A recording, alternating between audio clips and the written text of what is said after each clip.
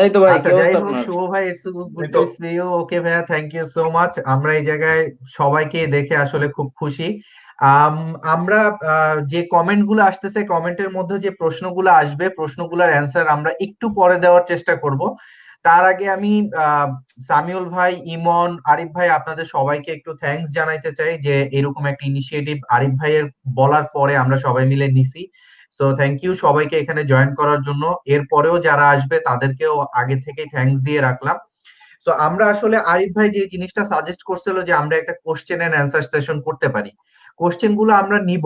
তার আগে আমরা আরিফ ভাইয়ের কাছে একটু আপনার নরওয়ের ব্যাপারে, যে আপনি কবে আসছেন, আপনি কোন ইউনিভার্সিটিতে ছিলেন, আপনার গ্রাজুয়েশন সাবজেক্টটা কি ছিল, এবং বর্তমানে আপনি কি করছেন সেই সম্পর্কে ছোট্ট একটু বর্ণনা শুনতে চাচ্ছি আর কি। Sure, thanks. না, তার আগে আমি একটু জিজ্ঞেস করে নিই যে এইটা কি সামহাও গ্রুপে টেলিকাস্ট হচ্ছে? ইট হ্যাঁ ইজন্ট হ্যাঁ, জাস্ট গ্রুপে হ্যাঁ, টেলিকাস্ট হচ্ছে। হচ্ছে, কারণ আমি পাশে কমেন্ট দেখতে পাচ্ছি। আমি দেখতে পাচ্ছি আচ্ছা। না, কমেন্ট দেখা থেকে। এই যে আমার পাশেই তো এখানে ডান দেখা পাশে যাচ্ছে। কমেন্ট ও, অপশন রাইট আছে। রাইট। ওকে, এক্সেলেন্ট ওকে। এক্সেলেন্ট, ভেরি হুম গুড হুম ভেরি গুড। সবাই ওকে, দেখতেছে না সো কমেন্ট? হ্যাঁ হ্যাঁ, হ্যাঁ, আমি পাচ্ছি। সরি, আমি কমেন্টস ওকে। ট্যাবটা অ্যাকচুয়ালি ক্লিক করি, বাট আই আচ্ছা জাস্ট আচ্ছা। Click, so good good. না, আমি, হ্যাঁ, টেকিং আ স্টেপ ব্যাক, আমি ব্যাচেলার্স শেষ করলাম বিবিএ তে, এআইবি থেকে, American international university of Bangladesh. So 2000 2015 শেষ করেছিলাম, অফিসিয়ালি 2016 সার্টিফিকেট পেয়েছি। সো 2016 শেষ করার পর আমার মেজরটা ছিল, ফার্স্ট মেজর আমার অ্যাকচুয়ালি তিনটা স্পেশালাইজেশন ছিল। ফার্স্ট মেজর ছিল ইকোনমিক্সে, সেকেন্ড মেজর ছিল হচ্ছে আপনার ইন্টারন্যাশনাল বিজনেস, অ্যান্ড মাইনর ছিল হচ্ছে ইনভেস্টমেন্ট ম্যানেজমেন্ট। সো একটু ডাইভার্স ব্যাকগ্রাউন্ড ক্রিয়েট করার চেষ্টা করেছিলাম, বাট পরে দেখলাম যে ইকোনমিক্স এর উপর একটা লাইক আলাদা একটা ফ্যাসিনেশন, আলাদা একটা লাভ ছিল। সো দেন ডিসাইড করলাম যে না, I will do my masters in economics. Then 2016 যখন শেষ করলাম, then I started working as a consultant, junior consultant at a small consultancy firm. আমার টার্গেট ছিল যে অ্যাব্রডে যাওয়ার আগে as much as possible I want to gather professional experience and then go there. But এই টাইমটাও অনেক শর্ট একটা time থাকবে। So I was not like looking for good organisation or good salary or good benefits, just like get in, সিভিতে কিছু একটা দিতে পারবো যদি কোনো গ্যাপ না থাকে, and then once I have like completed the application process for approve, এক্সপিরিয়েন্সটা কেন আমি বলতেছি এটা একটু পরে বলবো। সো এক্সপিরিয়েন্সটা গ্যাদার করে দেন যাওয়া। দেন নরওয়ে ব্যাপারটা আসি। নরওয়ে, হ্যাঁ, স্ক্যান্ডিনেভিয়ার কান্ট্রির মধ্যে সবচেয়ে পপুলার আমি বলবো বাংলাদেশের স্টুডেন্টদের কাছে, সেটা হচ্ছে সুইডেন আর ডেনমার্ক, বাট নরওয়েটা একটু somehow, I don't know why, একটু সামহাও ইগনোর থাকে। বাট আমার যেটা গোল ছিল সেটা হচ্ছে যে ইউএস, অস্ট্রেলিয়া, কানাডা, এগুলো country obviously way ahead in terms of education and everything, but আমার গোল ছিল যে আমি আমার এডুকেশন, হায়ার এডুকেশনটা একটা পিসফুল একটা জায়গায় কমপ্লিট করতে চাচ্ছি। নট অনলি যেখানে হচ্ছে আপনার education quality is up to the mark, but also surrounding environment and everything is really good, and আমার মেন্টালিটি মাইন্ডসেটের সাথে যায়। সো এই জিনিসটা ইজ ভেরি ইম্পর্টেন্ট। আমি আপকামিং ক্যান্ডিডেটসদের কাছে এটাই আমি অনেক বলবো যে এই জিনিসটা যেন ওরা অনেক কনসিডার করে, বিকজ আপনাদের একটা এক্সপেকটেশন থাকতে পারে যে নরওয়ে এরকম, then coming here and then when your expectation will not match, আপনারা কিন্তু অনেক সাফার করবে মেন্টালি, বিকজ এখানে আসার পর your whole life will change. হ্যাঁ, এখানে অনেক কিছুতে অ্যাডাপ্ট করতে হবে, অনেক কিছু পজিটিভলি নিতে হবে। সো মানে মেন্টালি যদি আপনারা টেক কেয়ার না করতে পারেন, I am sorry for being so negative and realistic, but mentally যদি আপনারা জিনিসটাকে না নিতে পারেন, then it becomes very problematic. আমি এমন সিচুয়েশন দেখেছি যে, বলতেছি না নাম, বাট আমি এমন সিচুয়েশন দেখেছি যে বাংলাদেশ থেকে এসে দেন ডিগ্রি কমপ্লিট না করে they went back and did the thesis somehow from like remotely, অনলাইনে করে থিসিসটা সাবমিট করে কোনো মতো ডিগ্রিটা নিয়ে চলে গিয়েছে। বাট যখন এসেছিল they had like really good plans যে হ্যাঁ সেটেল করবো, এই করবো। সো এই জিনিসগুলো, সাইকোলজিক্যাল ব্যাপারগুলো একটু চিন্তা করতে হবে। এনিওয়েজ, সো নরওয়ে আমি স্কোপ করতেছিলাম বিকজ নরওয়ের অন্যান্য জিনিস আমার অনেক ভালো লাগে। First of all, it's a welfare state country, যেখানে government will be like pro people, socialist economy যেটাকে বলি আমরা, প্রো পিপলদের জন্য অনেক, এখানে আপনারা দেখেছেন অ্যাডমিন যারা আছেন অনেক বেনিফিটস দেয়, অনেক কিছু দেয়, রাস্তাঘাট অনেক ভালো, ট্যাক্স পেয়ার্স মানি আর like really really well utilised. So এই ফ্যাক্টরস গুলো আমার কাছে অনেক ইম্পর্টেন্ট ছিল। So Norway, that's why I choose Norway. আর আরো কিছু ছিল যে হচ্ছে সেফটি, পার্সোনাল সেফটি, দেন হচ্ছে আপনার পিপল, মানুষের কালচার এন্ড এভরিথিং, ওগুলো সবকিছু কনসিডার করে আই চোজ নরওয়ে। সো এই জিনিসগুলো আচ্ছা আমি ভাইয়া, আরিফ ভাই, আমি একটু আপনাকে বস করি। সেটা হচ্ছে আমি শিওর। আসলে আরেকটা জিনিস জানতে চাই যে, যেমন বাংলাদেশে আপনি একটু আগে যে জিনিসটা বললেন যে স্ক্যান্ডিনেভিয়ান কান্ট্রিগুলোর মধ্যে সুইডেন আর ডেনমার্ক বাঙালিদের কাছে অনেক প্রেফারেবল, ইয়েস। যেখানে নরওয়ে সম্পর্কে মানুষ কিন্তু আসলে জানেই না। স্পেশালি নরওয়ে সম্পর্কে আমি আমার জানাটা বলি। আমি নরওয়ে সম্পর্কে জানতে পারছি জার্মানি সম্পর্কে জানার পর। জার্মানি তো অবভিয়াসলি ভেরি পপুলার। তো আমি যখন এমন একটা কান্ট্রি খুঁজতেছিলাম যে যেখানে আমি কম টিউশন ফি দিয়ে যেতে পারবো বা ইভেন ফ্রিতে যেতে পারবো, সো অবভিয়াসলি আমার ফার্স্ট চয়েস ছিল জার্মানি। জার্মানি নিয়ে খোঁজ খবর নেওয়ার সময় আমি জানতে পারি যে আসলে নরওয়েতেও টিউশন ফি ছাড়াই পড়াশোনা করা যায়। তো আমি আপনার ব্যাপারটা জানতে চাচ্ছিলাম যে আপনি নিজে কিভাবে নরওয়ের ব্যাপারে জানতে পারছেন, বা প্রথমবার আপনি কার কাছ থেকে কিসের মাধ্যমে নরওয়ের ব্যাপারে আপনি শুনছিলেন, যার পরে আপনি ডিসাইড করছেন যে আমি নরওয়েতে যাব। হ্যাঁ, আমি সোর্সটা জানতে চাচ্ছি জাস্ট। শিওর। সোর্স আপনার মতো actually very similar source. So I was actually looking at countries যেখানে আমি খুব কম খরচে ভালো একটা এডুকেশন, হায়ার এডুকেশন অবটেন করতে পারবো। Germany was kind of in the top 5 in my radar, but Germany at the same time, খুব honestly বলি, জার্মানি তখন there were a lot of like Islamophobia going on in Germany at that time because ওরা Syrian থেকে refugee নিচ্ছিল and কিছু কিছু refugee অনেক problem করতেছিল, এখনো হচ্ছে এগুলো, বাট নিউজে আসে না। So Germany environment goat contaminated really fast at that time. US এর কথা বলি, Trump was coming into power at that time. So US আগে থেকে বাদ, অস্ট্রেলিয়া আমি স্কোপ করলাম, অস্ট্রেলিয়া দেখি টু মাচ এক্সপেন্সেস। সো এইভাবে করে by the process of elimination দেখলাম যে Norway is the only one যেটা হচ্ছে স্ট্যান্ড করতেছে I can do my higher education at a really good place, plus কম খরচে করতে পারছি, জাস্ট লিভিং এক্সপেন্স ওটা তো ম্যানেজ করা যায়, অ্যান্ড লিভিং এক্সপেন্স ম্যানেজ করা যায়, টিউশন ফি তো ম্যানেজ করা যায় না। টিউশন ফি যদি বলে $10 দিতে হবে, আপনাকে $10 দিতে হবে, বাট লিভিং এক্সপেন্স যদি বলে $10 দেখাতে হবে, আপনি দেখালেন $10 বাট খরচ করলেন $4। সেভাবে করে living expense something that you can control, that's why I choose Norway. And জার্মানির ওটাই তো বললাম, জার্মানি অবশ্য আমার অনেক ফ্রেন্ডসরা, অনেক বড় ভাই ছোট ভাই সবাই গিয়েছে, দে আর ওয়েল, বাট আমি চিন্তা করলাম আমার পার্সপেক্টিভ থেকে, বিকজ ওরা ভালো করতেছে, ওরা ভালো আছে, দ্যাট ডাজন্ট নেসেসারি মিন যে আমি কোপ আপ করতে পারবো। সো আমি একটু কোল্ড ফিট হয়ে গিয়েছিলাম জার্মানির ব্যাপারে, that's why I chose Norway over Germany. So এটাই আমার more less source for selecting Norway. And আমি যেটা বলবো যে হচ্ছে why Denmark and Sweden is more popular is because of the migration communities. Comparatively Sweden আর ডেনমার্কে বাঙালি মাইগ্রেশন কমিউনিটি অনেক বেশি স্ট্রং, অনেক বেশি অ্যামাউন্ট, অনেকজন ওখানে অলরেডি গিয়েছে। সো দে ক্যান, এটাকে আমরা বলি pull migration, so they can like easily like pull দের আত্মীয় স্বজন, relatives or whatever into Denmark and Germany. So এই জন্যে এখনো ফ্যাসিনেশন, লাইক স্ক্যান্ডিনেভিয়াতে যে ও Sweden, that's it. But Norway ব্যাপারটা I don't know why, but maybe কোনো ইনফরমেশন গ্যাপ আছে, আর কোথাও কোনো ইয়ে আছে, বাট ইদানিং আমি দেখতেছি যে নরওয়ের ওপরও মানে সিমিলার একটা ফ্যাসিনেশন আসতেছে স্টুডেন্ট, স্পেশালি যখন আমি দেখি পোস্ট গুলা, দেন ইনবক্স গুলা পড়ি, তখন আমি বুঝি যে না, অনেকেই রিসার্চ করছে, অনেকের ইন্টারেস্ট আছে, which is good to see. But হ্যাঁ, লাইক আই সেড, কিছু ব্যাপার সবকিছুই একটু কনসিডার করে এখানে মানে ফাইনাল ডিসিশনটা নিতে হবে আর কি। সো ব্যাকগ্রাউন্ডের কথা বলছিলাম যে দেন আমি ডিসাইড করলাম যে ইকোনমিক্স করব, দেন আই অ্যাপ্লাইড। তার আগে আইএলটিএস দিতে হলো, আমার জিআরইও ইনফ্যাক্ট দিতে হয়েছিল বিকজ ইকোনমিক্স ওরা জিআরই করতেছিল, সো ওটাও দিলাম। Then I got admission to university of Oslo and Norwegian school of economics, যেটা হচ্ছে আপনার বার্গেনে। অ্যান্ড তখন আমি ইউনিভার্সিটি অফ অসলোটা চুজ করলাম বিকজ আমি wanted to like relocate at the capital city of Norway, because capital সিটিতে থাকলে আমি চিন্তা করলাম যে ফিউচারে আমার জব অপরচুনিটিস, তারপরে অন্যান্য সবকিছু আমি একদম টপ সাপোর্ট পাবো, whereas বার্গেনে আই নো আমি পাবো, but then again I wanted to like অসলোর উপর আলাদা একটা উইকনেস ছিল, that's why I chose university of Oslo. So ওখানে পড়লাম 2 ইয়ার্স, মাস্টার্সটা শেষ করলাম ইকোনমিক্স এর।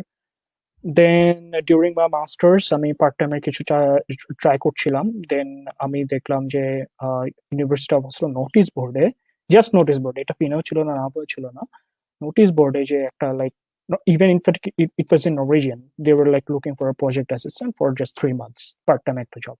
তো আমি ইমেল করলাম, আমি বললাম যে আমার তো Norwegian, but before that I browsed their website and saw that everything was in English. So আমি একটু সারপ্রাইজ ছিলাম যে মেবি ইংলিশ এখানে will be enough or sufficient. তো আমি ইমেল করলাম তাদেরকে যে আমি তো ইন্টারেস্টেড, বাট আমি তো নরওয়েজিয়ান পারি না, ভেরি বেসিক, ইংলিশ দিয়ে হবে নাকি? দেন দে বলল হ্যাঁ শিওর।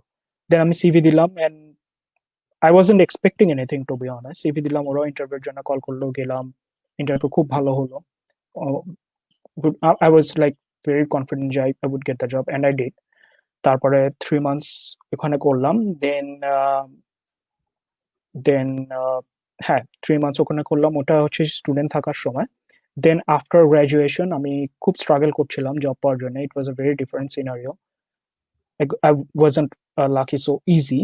সো তখন অনেক কষ্ট করতে হয়েছিল। আমি কিছুদিন আগে আমি দেখলাম যে আমার গুগল ড্রাইভে, আমি তো সব আমার অ্যাপ্লিকেশন গুলো সেভ করেছিলাম, আমি গুগল ড্রাইভে দেখলাম I had like around 200 plus folders for each organization that I applied. In other words, আমি 200টার মতো, more than that, I had to apply before I got positive calls. And একটা জিনিস বলে রাখি যে আমি লাইক বোস্ট করছি না আর বড়াই করছি না, বাট জাস্ট একটা মানে পজিটিভ থিঙ্কিং এর জন্য, অপটিমিজমের জন্য, সেটা হচ্ছে যে নরওয়েতে আমি 3টা জব করেছি। ফার্স্টে আমি যেটা বললাম পার্ট টাইম এনগেজমেন্ট, সেকেন্ড আমি এমএসএফ নরওয়েতে কাজ করেছি, এন্ড থার্ড আমি এখন যেখানে করছি এটা হচ্ছে CEPI, coalition of epidemic preparedness innovations. We fund vaccines all over the world, and right now আমরা কোভিড এর উপর ফোকাস করছি। সো এই 3টা জায়গায় আমি এই 3টা জায়গা থেকেই ইন্টারভিউ কল পেয়েছি, and এই 3টা জায়গায় I managed to successfully get the job. So এটাই আমি একটা জিনিস বলবো যে when someone gives you the chance, make sure that you work your ass off to make the best out of the chance, and I did. So আমি যদি পারি আপনারা সবাই পারবেন, যে যারাই অনলাইন আছেন, যারা এই এটা দেখছেন। সো এটা একটা পজিটিভ আমি একটা জিনিস বলছি যে চেষ্টা থাকতে হবে, লেগে থাকতে হবে, এন্ড এখানে এনভায়রনমেন্টটা বুঝতে হবে। এন্ড 2 years যে প্রোগ্রামটা আছে আপনাদের যারা আসবেন, এই 2 years জাস্ট স্টাডি করবেন না, আবার শুধু নরওয়েজিয়ান পড়বেন না, আবার শুধু জব করবেন না, না, প্রায়োরিটিস গুলো সবগুলো ইকুয়াল থাকতে হবে এন্ড ব্যালেন্স করতে হবে।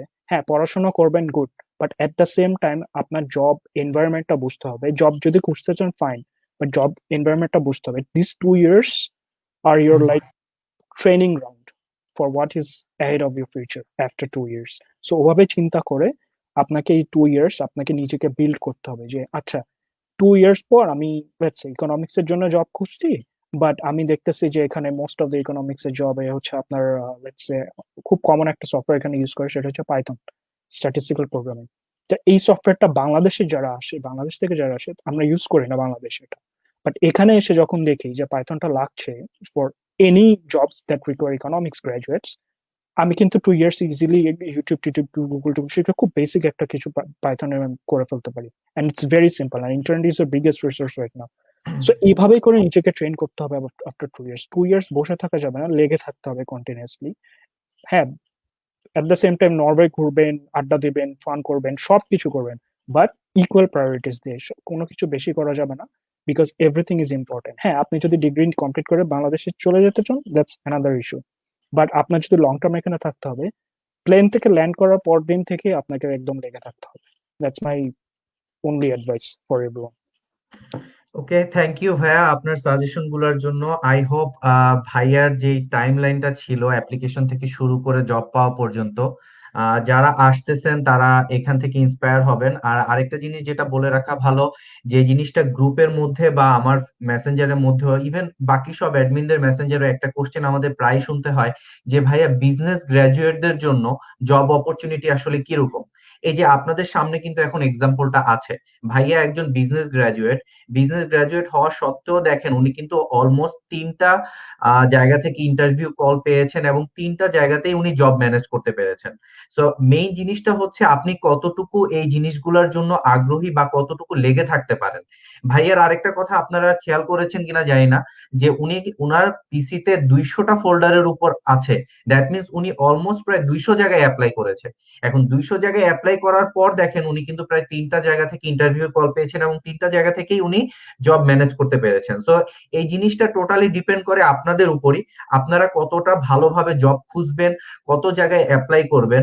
কারণ এটা সত্যি কথা, আমাদের অনেকের এরকম একটা মেন্টালিটি থাকে এখানে আসার পর, যে আরে বড় ভাইরা তো আছেই, ঠিক আছে, বা কোনো না কোনো পরিচিত ভাই আছেই, ওকে আমাকে একটা পার্ট টাইম জব ম্যানেজ করে দিবে। হ্যাঁ, আমি হয়তো আপনাকে একটা পার্ট টাইম জবের জন্য একটা জায়গার নাম বলে দিলাম বা একটা জায়গায় হেল্প করে দিলাম, সেই জিনিসটা ডেফিনেটলি ফুল টাইম জবের ক্ষেত্রে কখনোই কাজে লাগবে না। ফুল টাইম জবের ক্ষেত্রে যখন আপনি যাবেন, এই যে ভাইয়ের মতো আপনাকে সবকিছু ব্যালেন্স করতে হবে। শুধুমাত্র জব করবেন সেটা না, ল্যাঙ্গুয়েজ শিখবেন, ডিগ্রি কমপ্লিট করবেন, সবকিছু করে আপনাকে এই অ্যাপ্লিকেশন গুলাও ঠিক মতো করতে হবে। দ্যাট মিনস একটাই কথা, সোজা বাংলায় লেগে থাকতে হবে। আপনি যতই লেগে থাকতে পারেন, ইট ডাজন্ট ম্যাটার যে আপনার ব্যাকগ্রাউন্ড কিসে, আপনি বিজনেস ব্যাকগ্রাউন্ড থেকে আসতেছেন, ইঞ্জিনিয়ারিং ব্যাকগ্রাউন্ড থেকে আসতেছেন, নাকি ওই ল ব্যাকগ্রাউন্ড থেকে আসতেছেন, it depends on you actually. তো আপনি যত ভালোভাবে চেষ্টা করবেন, আপনি আপনার জব পাওয়ার সম্ভাবনাটাও আসলে ততটাই বেড়ে যাবে। যাই হোক, আরিফ ভাইয়া আপনাকে থ্যাংক ইউ সো মাচ। আপনি নিজে এই ইনিশিয়েটিভটা নিছেন এন্ড আপনি আমাদেরকে এই টাইমটুকু দিছেন আপনার বিজি টাইমের মধ্য থেকে। আপনাকে অনেক অনেক ধন্যবাদ। ইনশাল্লাহ এরপরে যদি কখনো আমরা আবার একটা সেশন করি, আবার আপনি আমাদেরকে টাইম দিবেন, আমরা এটা আশা করি। Thank you so much. আবার আপনার সাথে পরে কথা হবে। ঠিক আছে ভাই? ইনশাআল্লাহ। ওকে থ্যাংক ভাই, ইউ ভাই। Bye bye. আচ্ছা, এইবার আমি আমার বাকি যে দুইজন অ্যাডমিন আছে, আচ্ছা আরিফ ভাইয়া, আপনি আহ, এখান থেকে আপনাকে একটু দাঁড়ান, আমি একটু ইয়ে করে দিই। ওকে, থ্যাংক ইউ ভাইয়া। আচ্ছা, আমার বাকি যে দুইজন অ্যাডমিন আমার সাথে আছে, আমি আরিফ ভাইকে যে কোশ্চেনটা করছি এই একই কোশ্চেন আমার বাকি দুই অ্যাডমিনের কাছেও। যে সামিউল ভাই, আপনাকে দিয়ে শুরু করি। আপনার নরওয়ে আসার সময় আপনি কার কাছ থেকে প্রথম জানতে পারছেন, বা কোনো গ্রুপ ছিল, কোনো ফেসবুকের কোনো কিছু ছিল? আপনি কিভাবে নরওয়ে সম্পর্কে জানতে পারছেন and কিভাবে আপনার মধ্যে এই চিন্তাটা আসছে যে আমি নরওয়েতেই অ্যাপ্লাই করব? আম, আমার নরওয়ে আসার কাহিনী আসলে একটু অন্যরকম। আম, আমার আসলে একদিক দিয়ে একই বলা যেতে পারে, কারণ আমার প্রথম ইচ্ছা ছিল যে আমি জার্মানিতে যাব। তো জার্মানিতে অ্যাপ্লাই করাও হয়ে গেছিল, কিন্তু আসলে পরে বাসা থেকে বললো যে থাক, বাসায় বিদেশ যাওয়ার দরকার নাই, সবাই বিদেশ বিদেশ করে, তুই দেশেই থাক। তো পরে মানে বিদেশ যাওয়ার চিন্তা বাদ দিয়ে দিই। কিন্তু এর মাঝখানেই আবার আমার এক বন্ধু আহ মানে হঠাৎ একদিন বলল যে নরওয়েতে এরকম একটা ইউনিভার্সিটি আছে, ইউনিভার্সিটি অফ স্টাভাঙ্গার। তখন খুব সম্ভবত ফেব্রুয়ারি মাস, যে তুই কি আবেদন করবি নাকি। তো আমি ভাবলাম ঠিক আছে করি। তো আসলে আবেদন করাটা এতই মানে সোজা ছিল, আমার ঠিক 10 মিনিট লাগছিল যে আমি আবেদন করছি। তো এরপরে তো যখন অফার আসে তখন বাসা থেকে জিজ্ঞেস করলাম, বাসা থেকে বললো যাও। আর এখানে আমার এখানে স্টাভাঙ্গারে আমার দুলাভাইয়ের বন্ধু থাকে আর কি, উনি এখানকার সিটিজেন হয়ে গেছে, জব করে। তো পরে ওনার সাথে আমি কথাবার্তা বলি কি অবস্থা নরওয়ে সম্পর্কে। তো আসার একটাই কারণ, সেটা হলো আসলে যেমন এখনো এটা আছে আসলে, যে নরওয়েতে একটা ইন্ডাস্ট্রি এমার্জিং বলতে পারেন সবচেয়ে বেশি, মানে মানে কম্পারেটিভ টু আদার্স ফিল্ডস, সেটা হলো আইটি। আর স্পেশালি আমি যেহেতু পড়াশোনা করতেছি ডেটা সায়েন্সে, তো ডেটা সায়েন্সটা কম্পিউটার সায়েন্সের মধ্যে খুবই মানে পপুলার আর কি। তো সে কারণেই চিন্তা করলাম সমস্যা কি যদি হয়তো ভালো। ডাটা সায়েন্স আমার খুবই পছন্দের সাবজেক্ট। তো এইভাবেই চলে আসে আর কি। আচ্ছা, ঠিক আছে, বুঝতে পারছি। থ্যাংক ইউ সামিউল ভাই আপনাকে। ইমন, একটু আনমিউট করো। আচ্ছা, হ্যাঁ, যাই হোক, আমি আরেকটু আগে বলে নিই। সেটা হচ্ছে এখন আমাদের সাথে অ্যাড হবে আম, তাসফিয়া আপু, আমাদের ঈশিতা আপু। ঈশিতা আপুর আরেকটা পরিচয় হচ্ছে, ঈশিতা আপু কিন্তু আমাদের যে অ্যাডমিন শাহনাজ ইমনের ওয়াইফ। ওরা দুজনই আচ্ছা, যাই হোক, হ্যাঁ, আপুর তো ডেফিনেটলি আরেকটা পরিচয় আছে, বাট যেহেতু তুমি অলরেডি লাইভে আছো তাই সবাইকে বলে নিলাম যে ইমনের ওয়াইফ হচ্ছে ঈশিতা আপু। তো আমরা এখন আসলে আপুকে অ্যাড করতে যাচ্ছি। তবে আপু অ্যাড হওয়ার আগে ইমনের কাছে আমার ঠিক সেম প্রশ্নটাই, যেহেতু আমি এটার অ্যান্সার জানি, তারপরেও ইমনই শেয়ার করুক, সমস্যা নেই। এখন সাফারিতে যাও, সাফারিতে ওপেন করো। আচ্ছা, যেটা ছিল মানে আমার ক্ষেত্রে সবচেয়ে বড় যে ভূমিকা সেটা ছিল হচ্ছে আলমিম। আমি প্রথমে যখন স্টার্ট করছিলাম হচ্ছে কি আমি দেশের বাইরে যাব, দেশের বাইরে মানে আমার বিএসসির পরে আমি অলমোস্ট 4 বছর ওয়েট করছি মানে হায়ার স্টাডির জন্য। এবং যখন আমি স্টার্ট করলাম যে লাইক না এখন দরকার একটা হায়ার স্টাডি দরকার, সো আমি তখন সিলেক্ট করছিলাম হচ্ছে সুইডেন এন্ড জার্মানি। আর একটা ইনফরমেশন হচ্ছে আমার ব্যাকগ্রাউন্ড হচ্ছে টেক্সটাইল ইঞ্জিনিয়ারিং, এটা হচ্ছে one of the worst thing to study in, so quite matter. Sweden আর জার্মানি ছাড়া মোটামুটি কোথাও খুব ভালো এটার অপরচুনিটি ছিল না। বাট কোর টেক্সটাইল যে ফিল্ডটা সেটা কখনোই আমার পছন্দ হয় নাই, মানে আমি ভুলবশত করে ফেলছি জিনিসটা, কিছু করার নেই এখন। But just a second, sorry.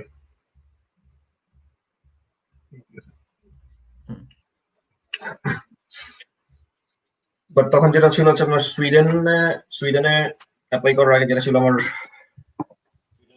Sweden হচ্ছে ফার্স্ট যে টিউশন ফি একটা ইস্যু ছিল, টিউশন ফি যেটা হচ্ছে আমার পক্ষে বেয়ার করাটা অনেক একটু কঠিন ছিল। আর জার্মানি খুব একটা পছন্দের কান্ট্রি না, বাট তখন আমার অপশন ছিল না বলে। আর যখন আমি আইএলটিএস করতেছিলাম, আলমিম আমার আইএলটিএস এর মেন্টর ছিল। যখন ও বললো যে লাইক ও অলরেডি বাইরে চলে আসছে, তখন আমরা জানতাম না যে অ্যাকচুয়ালি কোথায় যাচ্ছে।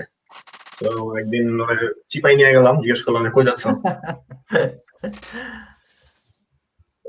তখন আর কি ইনফরমেশনটা পাইলাম যে নরওয়ে একটা কান্ট্রি আছে যে যেখানে টিউশন ফি নেই। ও নাইস।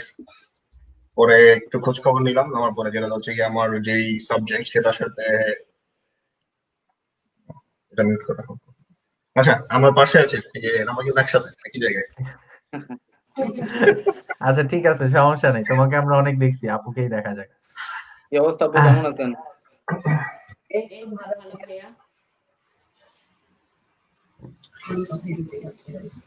না, আমরা এখানে সালাম করে দেবো। আচ্ছা, যাই হোক, ইমনের সোর্সটা তো আমিই ছিলাম, সমস্যা নেই, জানা হয়েছে। সো আমরা এখন ঈশিতা আপুকে এই জায়গায় ওয়েলকাম জানাচ্ছি। আপু, আপনার সাথে আমরা দুইটা জিনিস নিয়ে কথা বলবো। সেটা হচ্ছে, এক, প্রথমে স্পাউস ভিসা। আমি সবাইকে একটু বলে দিই, ইমন এখানে স্টুডেন্ট হিসাবে এসেছিল, আর ঈশিতা আপু এসেছে স্পাউস ভিসায়। আমরা এটা নিয়ে একটু কথা বলবো। আর আরেকটা জিনিস যেটা, সেটা হচ্ছে যে আপু অলরেডি ল্যাঙ্গুয়েজ কোর্সে অনেক দূর এগিয়ে গেছে, তো আমরা ল্যাঙ্গুয়েজ কোর্সটা নিয়ে কথা বলবো। তো প্রথমে আপু, আপনার কাছে আমি যেটা জানতে চাই সেটা হচ্ছে, এই যে আপনি স্পাউস ভিসায় আসছেন, স্পাউস ভিসায় আসার জন্য আপনার পুরো প্রসেসটা কেমন ছিল? আপনার কি মনে হয়েছে যে প্রসেসটা একটু ইজি, নাকি অন্যান্য দেশের তুলনায় একটু কঠিন, নাকি আপনার এই ব্যাপারে আসলে মতামতটা কি? বা স্পাউস হিসাবে এখানে আসার পরে আপনার কাছে কি মনে হয়েছে যে স্পাউস হিসাবে নরওয়েতে আসাটা ওয়াজ ইট ওয়ার্থ ইট, নাকি এখানে আসার পর আপনার ঝামেলা হয়েছে, বা আপনার কাছে মনে হয়েছে যে আমি এখানে না এসে যদি দেশেই থাকতাম সেটাই বরং বেটার ছিল?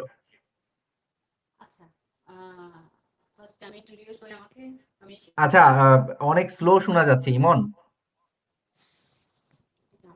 মাইক্রোফোনটা কাছে নিয়ে আসেন, মুখের কাছে।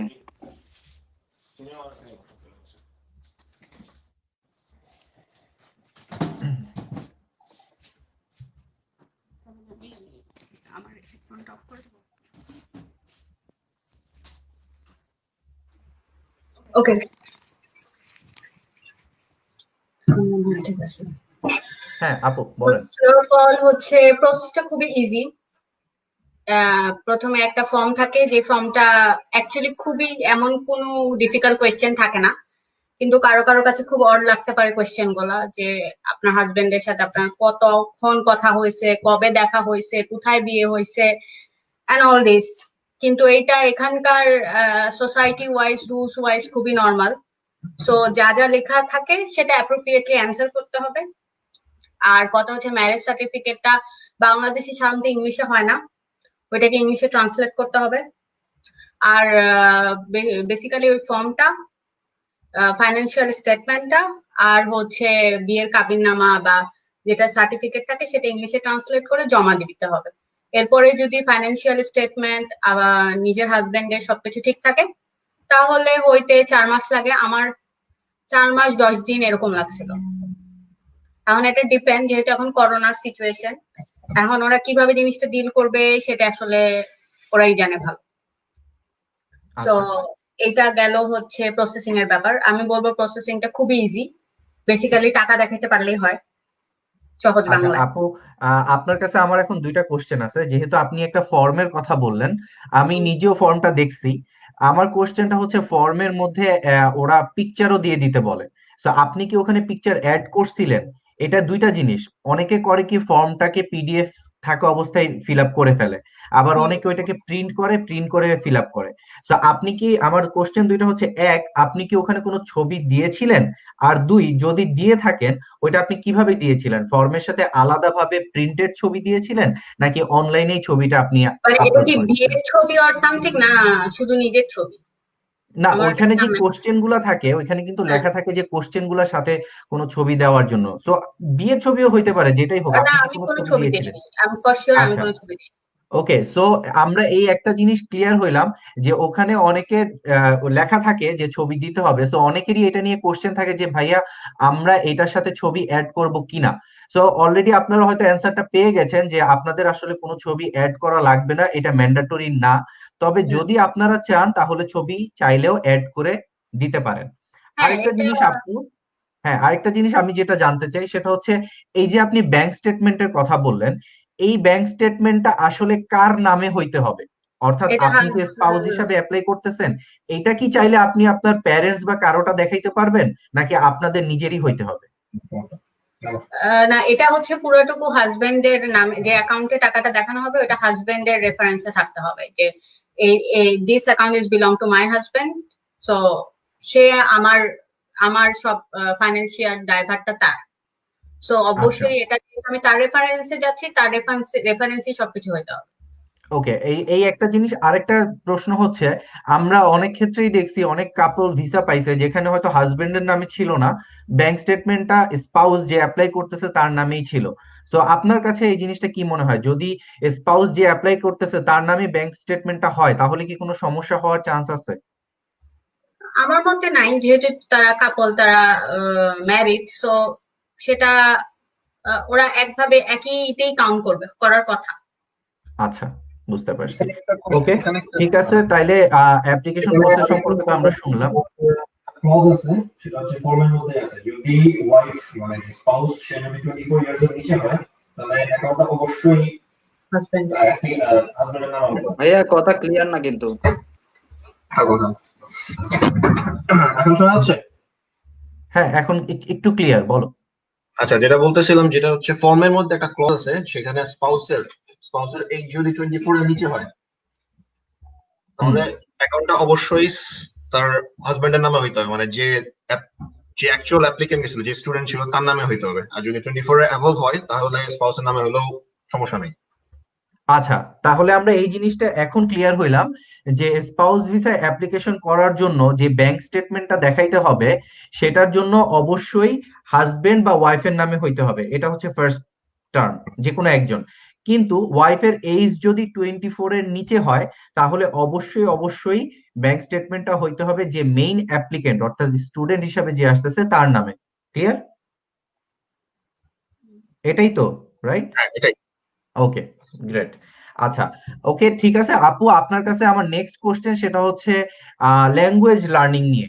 সেটা হচ্ছে আপনি স্পাউস হিসাবে আসছেন, এরপরে আপনি এখানে কি কোনো জব করতেছেন নাকি আপনি ইন্টায়ারলি ল্যাঙ্গুয়েজের উপর ফোকাস করতেছেন? আমি যতদূর জানি আপনি ল্যাঙ্গুয়েজ কোর্স করতেছেন। আপনি আপাতত এখন ল্যাঙ্গুয়েজ কোর্সের কোন অবস্থায় আছেন? আর এই যে ল্যাঙ্গুয়েজ কোর্স, এই ল্যাঙ্গুয়েজ কোর্সের এক একটা ধাপ ক্লিয়ার করতে আপনার কি পরিমাণ সময় লাগছে বা কি পরিমাণ আপনাকে এফোর্ট দিতে হয়েছে? প্রথমে হচ্ছে ল্যাঙ্গুয়েজ যেটা, সেটা দুইটা ক্রাইটেরিয়া আছে। একটা হচ্ছে প্রাইভেটলি শেখা যায়, আমি জানি না এটা সবাই কতটুকু জানে। একটা হচ্ছে যে অনলাইনে অনেক অপশনস আছে যে অনেকটা চিপ অপশন আছে আসলে, যে অনলাইনে আপনি ল্যাঙ্গুয়েজটা শিখতে পারেন যদি আপনার এরকমই থাকে, ইন্টেনশন থাকে যে আমি জাস্ট ল্যাঙ্গুয়েজটা শিখবো, সেটা আপনি অনলাইনে শিখতে পারেন, যেটা কমিউনির আন্ডারে, যেটা আমি বলি, যেমন আমি ইউবিক সিটিতে থাকি, আমার কমিউনি হচ্ছে ইউবিক কমিউনি। সো ইউবিক কমিউনির আন্ডারে যদি শিখতে হয় সেটা মোর এক্সপেন্সিভ। এখন কিন্তু কথা হচ্ছে যখন আমি যদি পিআর এর জন্য কখনো অ্যাপ্লাই করি, তাহলে কমিউনির আন্ডার থেকে একটা অ্যাপ্লিকেশন, একটা রেফারেন্স লেটার যাইতে হবে যে এতটা আওয়ার সে কমপ্লিট করছে বা এই লেভেলে সে আছে। তো সেটা যখন কমিউনির আন্ডার থেকে হয়, দ্যাট মিনস এরপরে আর কোনো কাগজপত্র সাবমিটের দরকার থাকে না, কারণ কমিউনি ওইটা স্টেটমেন্ট দিয়ে দিছে আমার পক্ষ থেকে। কিন্তু যখন আমি প্রাইভেটলি শিখি, তখন যেটা হয়, যখন আমি পিআর এর জন্য অ্যাপ্লাই করতে যাব, তখন ওরা একটা পরীক্ষা নেয় যে অ্যাকচুয়ালি আমার লেভেলটা কত দূর। এই পরীক্ষাটা কি কমিউনির আন্ডারে হয়? হ্যাঁ, ওটা কমিউনির, যেহেতু আমি কমিউনির আন্ডারে তখন করিনি, আমি পার্সোনালি অন্য কোনো জায়গা থেকে করছি, সো আমাকে কমিউনির আন্ডারে তখন পরীক্ষা দিতে হবে, যেটা সোশ্যাল পরীক্ষার সাথে, যেটা সোশ্যাল একটা পরীক্ষা থাকে যে আপনি সোশ্যালি কতটা সাফিসিয়েন্ট পিআর এর জন্য, সেটার সাথে আগে ল্যাঙ্গুয়েজটা ক্লিয়ার করতে হয় যে অ্যাকচুয়ালি সে কোন লেভেলে আছে। এখন আপনি যদি পার্সোনালি শিখে থাকেন, তাহলে ডাক্তার আর নার্স বাদে ওই প্রফেশন দুইজন, এই টাইপের এই দুইটা প্রফেশন বাদে বাকি সবাইকে অ্যাটলিস্ট A2 পর্যন্ত কমপ্লিট থাকতে হয়, সেটা ভার্বালি, রিটেন, দুইটা এক্সামে। সো আপনি যদি প্রাইভেটলি করে থাকেন তাহলে কমিউনির আন্ডারে পরীক্ষা দিতে হবে, আর আমি ডাইরেক্ট কমিউনির আন্ডারেই A2 পর্যন্ত, মানে আমি এখন বেসিক্যালি B1। ওকে, গ্রেট। আর আমার যে আওয়ারটা অ্যাকচুয়ালি রিকোয়ার্ড আওয়ার, সেটা আমার কমপ্লিট হয়ে গেছে, কিন্তু আমি এখন কোর্সটা আর কন্টিনিউ করতেছি না, যেহেতু আমাকে অ্যাকচুয়ালি অনেক টাকা পে করতে হচ্ছে। এখন যেটা আমি যে পজিশনে আছি, আমি লিখতে পারি, বুঝতেও পারি, কথাও বলতে পারি, কিন্তু এখন আমার যেটা মেইন ইম্পর্টেন্ট জিনিস সেটা হচ্ছে কমিউনিকেট করা, I mean to say reply দেওয়া ঠিক মতন। আমি যেটা বলবো সবাইকে যে অ্যাটলিস্ট A2 পর্যন্ত কমপ্লিট করতে, অ্যাটলিস্ট ওরা কি স্ট্রাকচারে লিখে, কোনটা রাইট কোনটা রং, এগুলো শেখা। তারপরে A2 কমপ্লিট করার পরে যেটা থাকে সেটা অ্যাকচুয়ালি নিজেকে ল্যাঙ্গুয়েজের উপর প্রফেশনাল করা আর কি, ব্যাপারটা এরকম থাকে। তো আমি বলবো যে ওইটার তখন আসলে কোর্স করার কোনো দরকার নেই।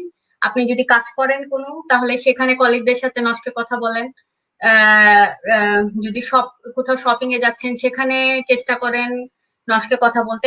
আমি বলবো সব জায়গায় চেষ্টা করেন, মানে আপনি জাস্ট এরকম বলেন যে আপনি এই ল্যাঙ্গুয়েজ ছাড়া আসলে কোনো ল্যাঙ্গুয়েজ পারেন না, কারণ ওকে, ওরা সবাই, নন রিজিয়ানরা সবাই ইংলিশ পারে। যখনই আপনি বলবেন যে আপনি বুঝেন নাই, ও সাথে সাথে ইংলিশে সুইচ করে যায়। সো আপনার জন্য আপনাকে যেটা করতে হবে সেটা হচ্ছে এমন ভাবে বিহেভ করতে হবে যে আমি নর্থ ছাড়া কিছু পারি, কারণ এই অন্য দেশের ওরা অনেক তাড়াতাড়ি জিনিসগুলো শিখে, রেদার দেন আমরা ছাড়া, আমরা খুব ইজিলি ইংলিশে চলে যাই। ওকে। আচ্ছা, আরেকটা প্রশ্ন যেটা ছিল সেটা হচ্ছে, আপনি যে এই যে A2 পর্যন্ত কমপ্লিট করছেন কমিউনির আন্ডারে, আপনি আমাকে দুইটা জিনিস বলবেন। এক, এই A2 পর্যন্ত কমপ্লিট করতে আপনার সময় কতটুকু লাগছে? রিকোয়ার্ড আওয়ার বাদ দেন, রিকোয়ার্ড আওয়ার ওইটা আপনি ক্লাস করতেছেন, ওইটা আপনার রিকোয়ার্ড আওয়ার, বাট আপনার পার্সোনালি কতটুকু সময় লাগছে এই A2 পর্যন্ত কমপ্লিট করার জন্য, যখন আপনি নিজে বুঝতে পারছেন যে হ্যাঁ আমি A2 লেভেল কমপ্লিট করছি? এই একটা জিনিস। আরেকটা হচ্ছে, কমিউনিটি আন্ডারে আপনি বলছেন এটা একটু এক্সপেন্সিভ, আপনি যদি আমাদেরকে একটু বলেন যে এটা কি ধরনের এক্সপেন্সিভ, অর্থাৎ কত নক লাগে এই জিনিসটা কমপ্লিট করতে, A1 আর A2? আচ্ছা, আমার হচ্ছে প্রত্যেক ক্লাস 500 সামথিং, 518 ক্রোন পার ক্লাস। আমার সপ্তাহে 4 দিন ক্লাস হইতো, সো মান্থলি আমার 2000 ক্রোনার মতো লাগতো। আচ্ছা, আর কত মান্থ লাগছে? আমার টোটাল 1 বছর লাগছে A2 কমপ্লিট। 1 বছর? আচ্ছা, হ্যাঁ, 1 বছর যদি হয় তাহলে আপনার মোটামুটি প্রায় 24,000 নক চলে গেছে শুধুমাত্র A2 কমপ্লিট করতে করতে, হ্যাঁ, রাইট? হ্যাঁ। আচ্ছা, আমার ওকে। এখানে একটা কোয়েশ্চেন আছে। হুম। আপনি কি, আপনাদের ওখানে কি কারিতাসের মতো কোনো কি অর্গানাইজেশন আছে যারা শেখায়, কারিতাস বা রথ ক্রস? হ্যাঁ, আছে। তো মানে ওরা শেখালেও, ওদের কাছ থেকে শিখলেও কি আপনার কমিউনি থেকে সার্টিফিকেট নিতে হবে? হ্যাঁ, যখন আপনি, মানে এমনি দরকার নাই, আপনি বলতে পারেন, লিখতে পারেন, কিন্তু যখন আপনি পিআর এর জন্য অ্যাপ্লাই করবেন, তখন যে আপনি কোন লেভেলে অ্যাকচুয়ালি আসেন সেইটার ক্লিয়ারিফিকেশন কমিউনিটির আন্ডার থেকে যেতে হবে। আচ্ছা আচ্ছা আচ্ছা, বুঝতে পারছি। এটা okay, must. Okay. So in a nutshell, language নিয়ে আমি যেটুকু বুঝতে পারলাম আপুর কথা থেকে সেটা হচ্ছে, আপনি আপনার নিজের জন্যই ল্যাঙ্গুয়েজ শিখবেন। নিজের জন্য ল্যাঙ্গুয়েজ শিখার পরে আপনার কোনো সার্টিফিকেটের আসলে প্রয়োজন নাই কাজ করার জন্য বা যে কোনো কিছুর জন্য। যখন আপনি পিআর এর জন্য অ্যাপ্লাই করবেন তখন আপনার যে সার্টিফিকেট লাগবে, স্টেটমেন্ট লাগবে ল্যাঙ্গুয়েজের জন্য, সেটা ডেফিনেটলি কমিউনি থেকেই হইতে হবে। তো এখানে অপশন হচ্ছে দুইটা। এক, আপনি আপনার পুরো কোর্সটা কমিউনি থেকেই করলেন, তখন আর আপনার কোনো এক্সাম দেওয়া লাগবে না, কমিউনি থেকে জাস্ট আপনি স্টেটমেন্ট নিয়ে আসবেন। আর যদি আপনি এখানে এক্সপেন্সিভ দেখে বাইরের কোনো জায়গা থেকে আপনি ল্যাঙ্গুয়েজ কোর্সটা করেন, তাহলে পিআর এর অ্যাপ্লাই করার আগে আপনাকে কমিউনিতে গিয়ে আবার এক্সাম দিতে হবে। এক্সাম দেওয়ার পর যদি আপনি পাশ করেন তাহলে ওই স্টেটমেন্টটা নিয়ে আপনি পিআর এর জন্য অ্যাপ্লাই করতে পারবেন। ভাইয়া আগে একটু ইন্টারফেয়ার করতেছি, যদি আপনি মনে হ্যাঁ, করেন sure. যে না আমি এক্সাম দিব না আমার তাহলে যেটা হবে যে রিকোয়ার্ড আওয়ারটা আছে সেটা ওখানে ক্লাস করে সেটা পূরণ করতে হবে যদি আপনি আচ্ছা, এক্সাম না এটা তাইলে আরেকটা অপশন। ঠিক আছে, যাক, গ্রেট। ওকে, আচ্ছা, ইউনিভার্সিটিতেও কিন্তু একটা অপশন আছে কিন্তু, আহ, অনেক অনেক ওই ইউনিভার্সিটিতেও কিন্তু ল্যাঙ্গুয়েজ শিখায়। হ্যাঁ হ্যাঁ, ওইটা তো ভাইয়া ভাই ইয়ার জন্য, স্টুডেন্টদের জন্য, এটা তো আর স্পাউসদের জন্য না। বুঝতে হ্যাঁ পারছেন? হ্যাঁ এখন হ্যাঁ, ওটাও স্টুডেন্ট কথা। আমি খাবো স্টুডেন্ট যখন শিখতেছে ওইটা তো সার্টিফাইড, কিন্তু হ্যাঁ হ্যাঁ হ্যাঁ স্টুডেন্টের সাথে বসে বসে যদি স্পাউসও শিখে, স্পাউসেরটা তো আর সার্টিফাইড না। হ্যাঁ স্পাউসকে হ্যাঁ হ্যাঁ আলটিমেটলি হ্যাঁ, তাহলে ওটাও ঠিক, পিআর এর ওটাও সময় ঠিক। আবার এক্সাম দিতেই হবে। হ্যাঁ হুম। বাট হ্যাঁ, এটা ট্রু, যদি স্টুডেন্টরা যখন শিখতেছে তখন যদি আপনি স্পাউস হয়ে থাকেন, আপনি ফ্রিতে স্টুডেন্টের সাথে শিখে ফেলতে পারতেছেন। এটা হচ্ছে সবচেয়ে বড় সুবিধা। হ্যাঁ, যেমন যারা আগে যে সিস্টেমটা ছিল, যদি পিএইচডি আমার হাজবেন্ড যদি পিএইচডি করে তাহলে ওয়াইফ হাজবেন্ড মানে স্পাউস হাজবেন্ড যে পিএইচডি ক্যান্ডিডেট দুইজনই ফ্রিতে করতে পারতো কমিউনিটির আন্ডারে, মানে ইউনিভার্সিটি পে করতো। কিন্তু এখন যে নতুন সিস্টেম করছে সেই সিস্টেম অনুযায়ী শুধুমাত্র পিএইচডি ক্যান্ডিডেটেরটা ইউনিভার্সিটি পে করবে কিন্তু ওয়াইফেরটা করবে না। এটা কিন্তু আগে আচ্ছা, ছিল, যাক, এখন চেঞ্জ হয়েছে। ওকে, তাইলে আরেকটা নতুন ইনফরমেশন যে পিএইচডি হিসাবেও যারা আসবেন বা অলরেডি আছেন এখানে, তারা যদি আপনারা ল্যাঙ্গুয়েজ কোর্স করতে চান তাহলে আপনাদেরটা ভার্সিটি থেকে পে করবে কমিউনিকে, বাট আপনাদের ওয়াইফেরটা করবে না। ওকে, বা আপনাদের স্পাউসেরটা করবে না, যেটাই হোক। যাই হোক, থ্যাংক ইউ সো মাচ আপু, আপনার কাছ থেকে আমরা স্পাউসের প্রসেস নিয়ে আর ল্যাঙ্গুয়েজ নিয়ে অনেক কিছুই জানতে পারলাম। স্পেশালি আমার নিজেরও ল্যাঙ্গুয়েজ কোর্সের এই জিনিসগুলো অনেক কিছুই জানা ছিল না। থ্যাংক ইউ সো মাচ আপনাকে আমাদের সাথে জয়েন করার জন্য। ইনশাল্লাহ পরে আপনার সাথে আবার কথা হবে। ঠিক আছে, আল্লাহ ধন্যবাদ আপু। হাফেজ, ভালো থাকবেন। আল্লাহ হাফেজ। ঠিক আছে, আর এলএসআনডে আসলে দাওয়াত তো দিয়েই রাখছেন, আসতেছি তাড়াতাড়ি। ঠিক আছে, কেউ তো আসে না, আর এটা হচ্ছে কথা। না না না, চলে আসবো, কোনো সমস্যা নেই। ঠিক আমার আছে এখানে কেউ আসলো না এখনো। ভাই, আমি আপনার ওখানেও গেছি, এলেসান্ডেও গেছি। কাহিনী হচ্ছে যাওয়ার পরে আমি নিজে এত বিজি ছিলাম যে দেখা আর করা হয়নি। হুম। ইনশাল্লাহ হবে। ওকে, করোনা হ্যাঁ, চলো সিচুয়েশন আপু, একটু ঠিক নরমাল আছে। ওকে, আমি তাইলে আপনারটাই অফ করে দিচ্ছি, ইমন শিফট করে ফেলো।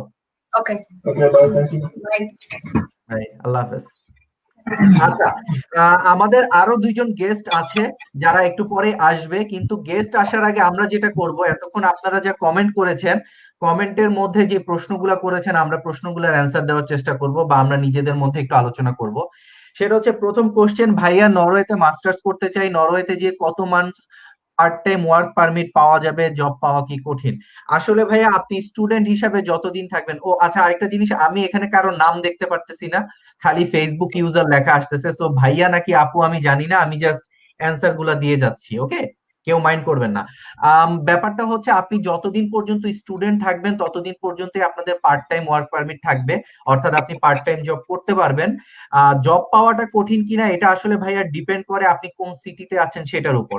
আমরা নর্মালি সবাইকে যেটা বলি যে কয়েকটা বিগ সিটি আছে, যেমন অসলো ডেফিনেটলি, তারপরে বার্গেন, ট্রমসো, স্টাভাঙ্গার, ট্রন্ডহাইম, এরকম বেশ কিছু বড় সিটিতে অন্যান্য সিটির তুলনায় কিছুটা ইজিলি জব পাওয়া যায়। বাট টু বি অনেস্ট, এটা কোনো সময় সিউরিটি দিয়ে কেউ বলতে পারবে না যে আপনি কতদিন পরে পাবেন, কারণ দেখা যাবে আপনি স্টাভাঙ্গারে গেছেন, 7 দিন 10 দিনের মধ্যেও জব পেয়ে যেতে পারেন, আবার আপনি অসলোতে আছেন, 4-5 মাসেও জব পাবেন না। সেই একই কিছুক্ষণ আগে সৈয়দ আরিফ ভাই যে কথাটা বলছিল যে আপনার নিজেকে চেষ্টা করতে হবে, এটা পার্ট টাইম জবের ক্ষেত্রেও। আপনি যদি আচ্ছা চিন্তা করেন যে কেউ আমাকে হেল্প করবে, তাহলে এটা কখনোই হবে না। বুঝতে পারছেন? আচ্ছা, আপনার নিজের এখানে চেষ্টা আমি করতে একটু অ্যাড করতে চাই। হ্যাঁ, মানে অবশ্যই।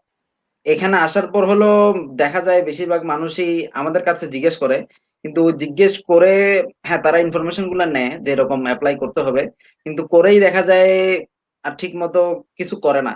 জিনিসটা হলো আপনার সবকিছু যখন হয়ে যাবে, নরওয়েজিয়ান সবকিছু আইডি থেকে শুরু করে সবকিছু, তখন আপনার সিভি অনেকগুলা করতে হবে, প্রিন্ট করে নিয়ে প্রতিদিন যেতে হবে। সেটা হলো ১ সপ্তাহ পর, পর মানে যত রেস্টুরেন্ট থাকুক বা যাই থাকুক ওখানের মধ্যে যেতে হবে।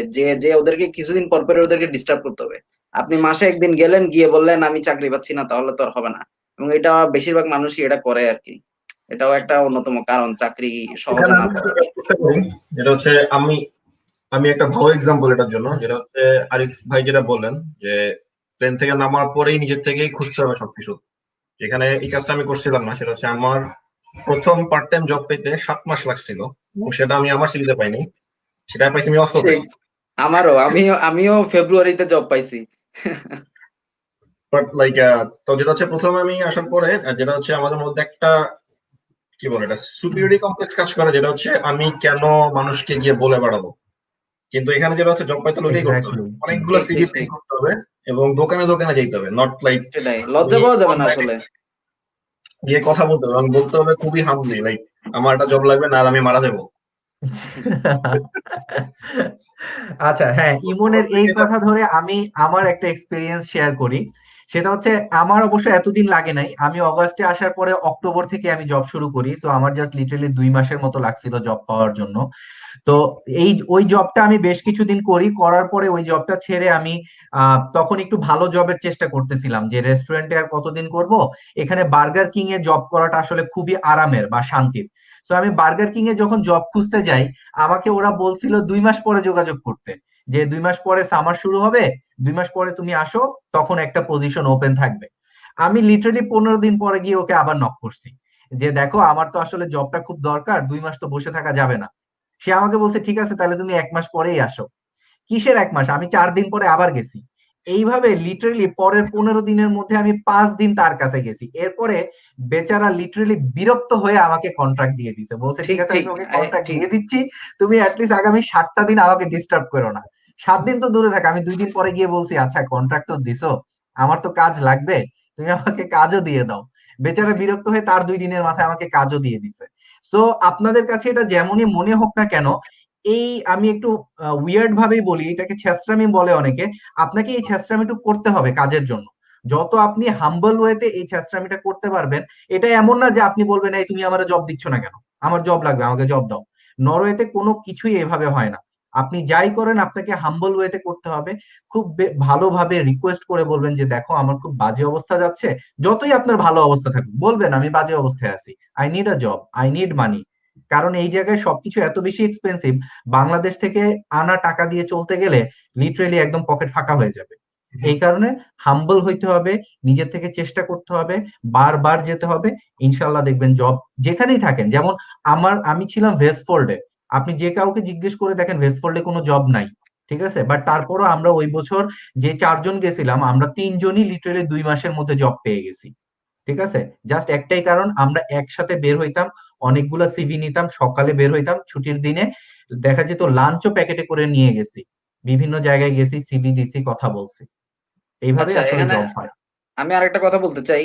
মানে হুম, গিয়ে কিন্তু বেশিরভাগ সময় দেখা যায় সব রেস্টুরেন্টেই কিন্তু ম্যানেজার থাকে। তো হ্যাঁ, ম্যানেজার কিন্তু সবসময় সামনে থাকে না, মানে ফ্রন্টে থাকে না। সে কিন্তু তার অফিসে থাকে বা ব্যাকে থাকে। তো অনেকে হয় কি, অনেকে গিয়ে বাইরে যে কাজ করতেছে বা রিসিপশনে আছে ওখানে সিভি দিয়ে চলে আসে বা ওখানে দিয়ে। এটা না খুবই এটা করা ইম্পোর্টেন্ট যাবে না। যে গিয়ে ম্যানেজারের সাথে কথা বলতে হবে। ম্যানেজারকে বলতে হবে, ম্যানেজারই আসলে যা করার করবে। কারণ রিসিপশনে দিলে রিসিপশনটা আসলে ও সিভি নিয়ে একপাশে রেখে দিবে।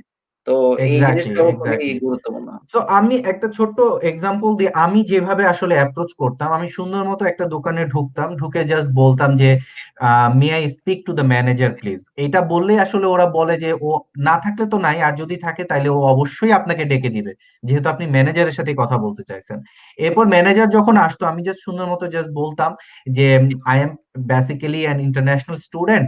তারপর আমি বলতাম যে আমি কোন ইউনিভার্সিটিতে আছি, I am a master student in university of south east Norway, actually I need a part time job, so do you have something for me. এইভাবে যখন আপনি বলবেন, যদি তার কাছে কোনো কিছু থাকে সে আপনাকে বলবে যে হ্যাঁ এই পজিশনটা আছে, যদি না থাকে এন্ড ফিউচারে সম্ভাবনা না থাকে সেটাও সে ক্লিয়ারলি বলে দিবে যে না আমরা আসলে হায়ার করতেছি না, বা ভবিষ্যতেও সম্ভাবনা নাই। আর যদি ভবিষ্যতে চান্স থাকে তাহলে সে আপনার কাছে সিভিটা চাইবে যে তোমার সিভি দিয়ে যাও, আমরা পরে তোমাকে ডাকবো। সো সিভি আপনার যেরকমই হোক, এটা আপনার প্রফেশনাল সিভি দেওয়া লাগবে না, আপনি আপনার নর্মাল একটা সিভি বানাবেন। দুইটা জিনিস ক্লিয়ারলি মেনশন থাকতে হবে, একটা হচ্ছে আপনার ফোন নাম্বার, একটা হচ্ছে আপনার মেইল আইডি। নরওয়েতে আপনাকে কন্ট্যাক্ট করার ওয়ে মাত্র এই দুইটাই, আইদার আপনার মেইল আইডি তে কন্ট্যাক্ট করবে অথবা আপনার ফোনে আপনাকে কল দিবে। বুঝতে পারছেন? এই দুইটা যাতে সব সময় আপডেটেড থাকে সেটা খেয়াল রাখবেন। ঠিক আছে, ওকে, আমরা তাইলে পরের প্রশ্নে চলে যাই। পরের প্রশ্ন যেটা ছিল, ভাইয়া মেরিনারদের নরওয়েতে মাস্টার্স প্রোগ্রাম নিয়ে কিছু বলেন। আচ্ছা, এটা যেহেতু আমার নিজের স্পেশালিটি, আমি এটা নিয়ে পরে বলবো। Is it compulsory to know Norwegian language for doing masters in nursing? আচ্ছা, নরওয়েতে বেসিক্যালি আপনি সরাসরি নার্সিং এর কোনো মাস্টার্স নাই, বা ক্লিনিক্যাল সাইডেরও যেই ইয়াগুলা সাবজেক্ট গুলো আছে ওগুলাতে আপনি দেশ থেকে বসে অ্যাপ্লাই করতে পারবেন না। আপনার এই নার্সিং, ফার্মাসি কিংবা মেডিকেল সেক্টরে যারা আছেন তাদের সবার জন্য একটাই অপশন, সেটা হচ্ছে আপনারা এখানে এমপিএইচ অথবা global health, molecular medicine, community medicine, এরকম বেশ কিছু সাবজেক্ট আছে যেগুলোতে মাস্টার্স করা যায়। আপনাদেরকে আগে এই সাবজেক্ট গুলাতে মাস্টার্স করার জন্য এখানে আসতে হবে। তো আপনি যদি ডাক্তার হয়ে থাকেন এন্ড আপনি এখানে প্র্যাকটিস করতে চান, আপনি সরাসরি বাংলাদেশ থেকে প্র্যাকটিসের জন্য ভিসা পাবেন না, বা লাইসেন্স এক্সাম যে দিতে হয় সেটার জন্য ভিসা পাবেন না। আপনাকে আগে এখানে আসতে হবে। এখানে এসে আপনার মেইন পয়েন্টটাই থাকবে ল্যাঙ্গুয়েজ শেখা, কারণ পরীক্ষা যেমনই হোক না কেন আপনার পুরো পরীক্ষাটাই হবে নরওয়েজিয়ান ল্যাঙ্গুয়েজে। সো এখানে এসে আপনাকে ল্যাঙ্গুয়েজ শিখতে হবে, ল্যাঙ্গুয়েজ শিখে আপনি পরীক্ষায় অ্যাপিয়ার করতে পারবেন, যে জিনিসটা আপনি দেশ থেকে কখনোই পারবেন না।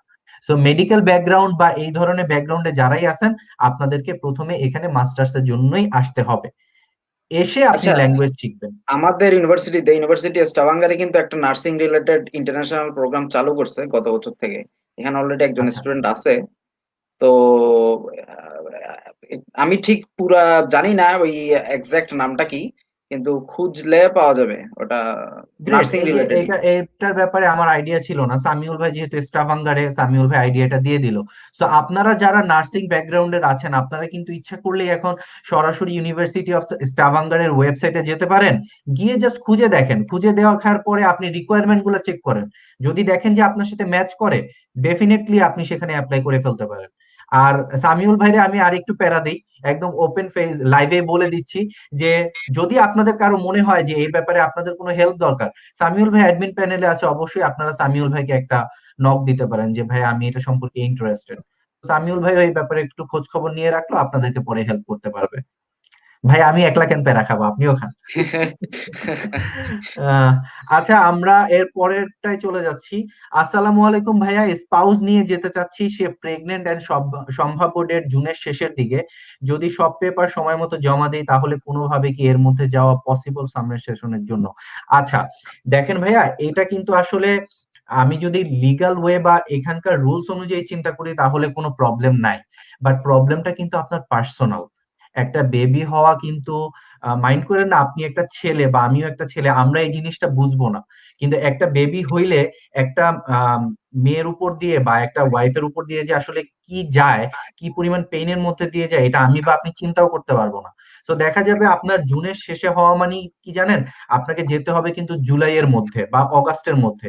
সো 1 থেকে 2 মাসের মধ্যে আপনার ওয়াইফ কি রিকভার করতে পারবে? যদি পারে definitely you are welcome to come, আমরা তো ডেফিনেটলি আপনাকে মানা করব না, বাট কিন্তু এটা বেবি কিন্তু পুরোটাই স্টেবল ডিপেন্ড থাকে করবে না প্লেন হেলথের উপর। জার্নির জন্য। বেবির হ্যাঁ, জন্য এটা কিন্তু খুবই এক্স্যাক্টলি, রিস্কি।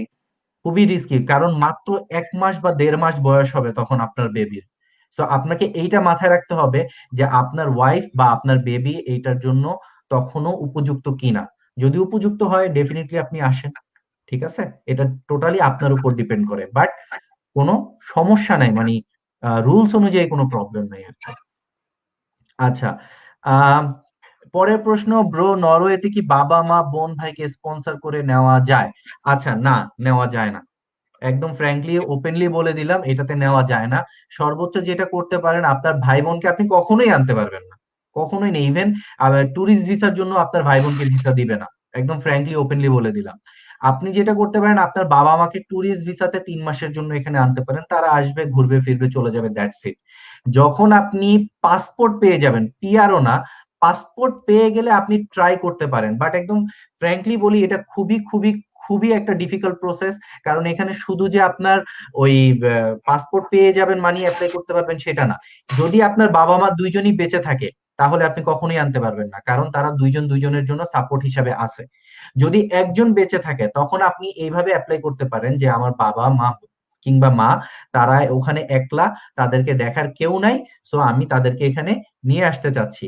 সেরকম হইলে আপনাকে ওরা চান্স দিলেও দিতে পারে, বাট এখানেও আরো কিছু রিকোয়ারমেন্ট আছে, যেমন এইজ হইতে হয় 65 বছরের উপরে অথবা 60 বছরের উপরে, এরকম বেশ কিছু রিকোয়ারমেন্ট আছে।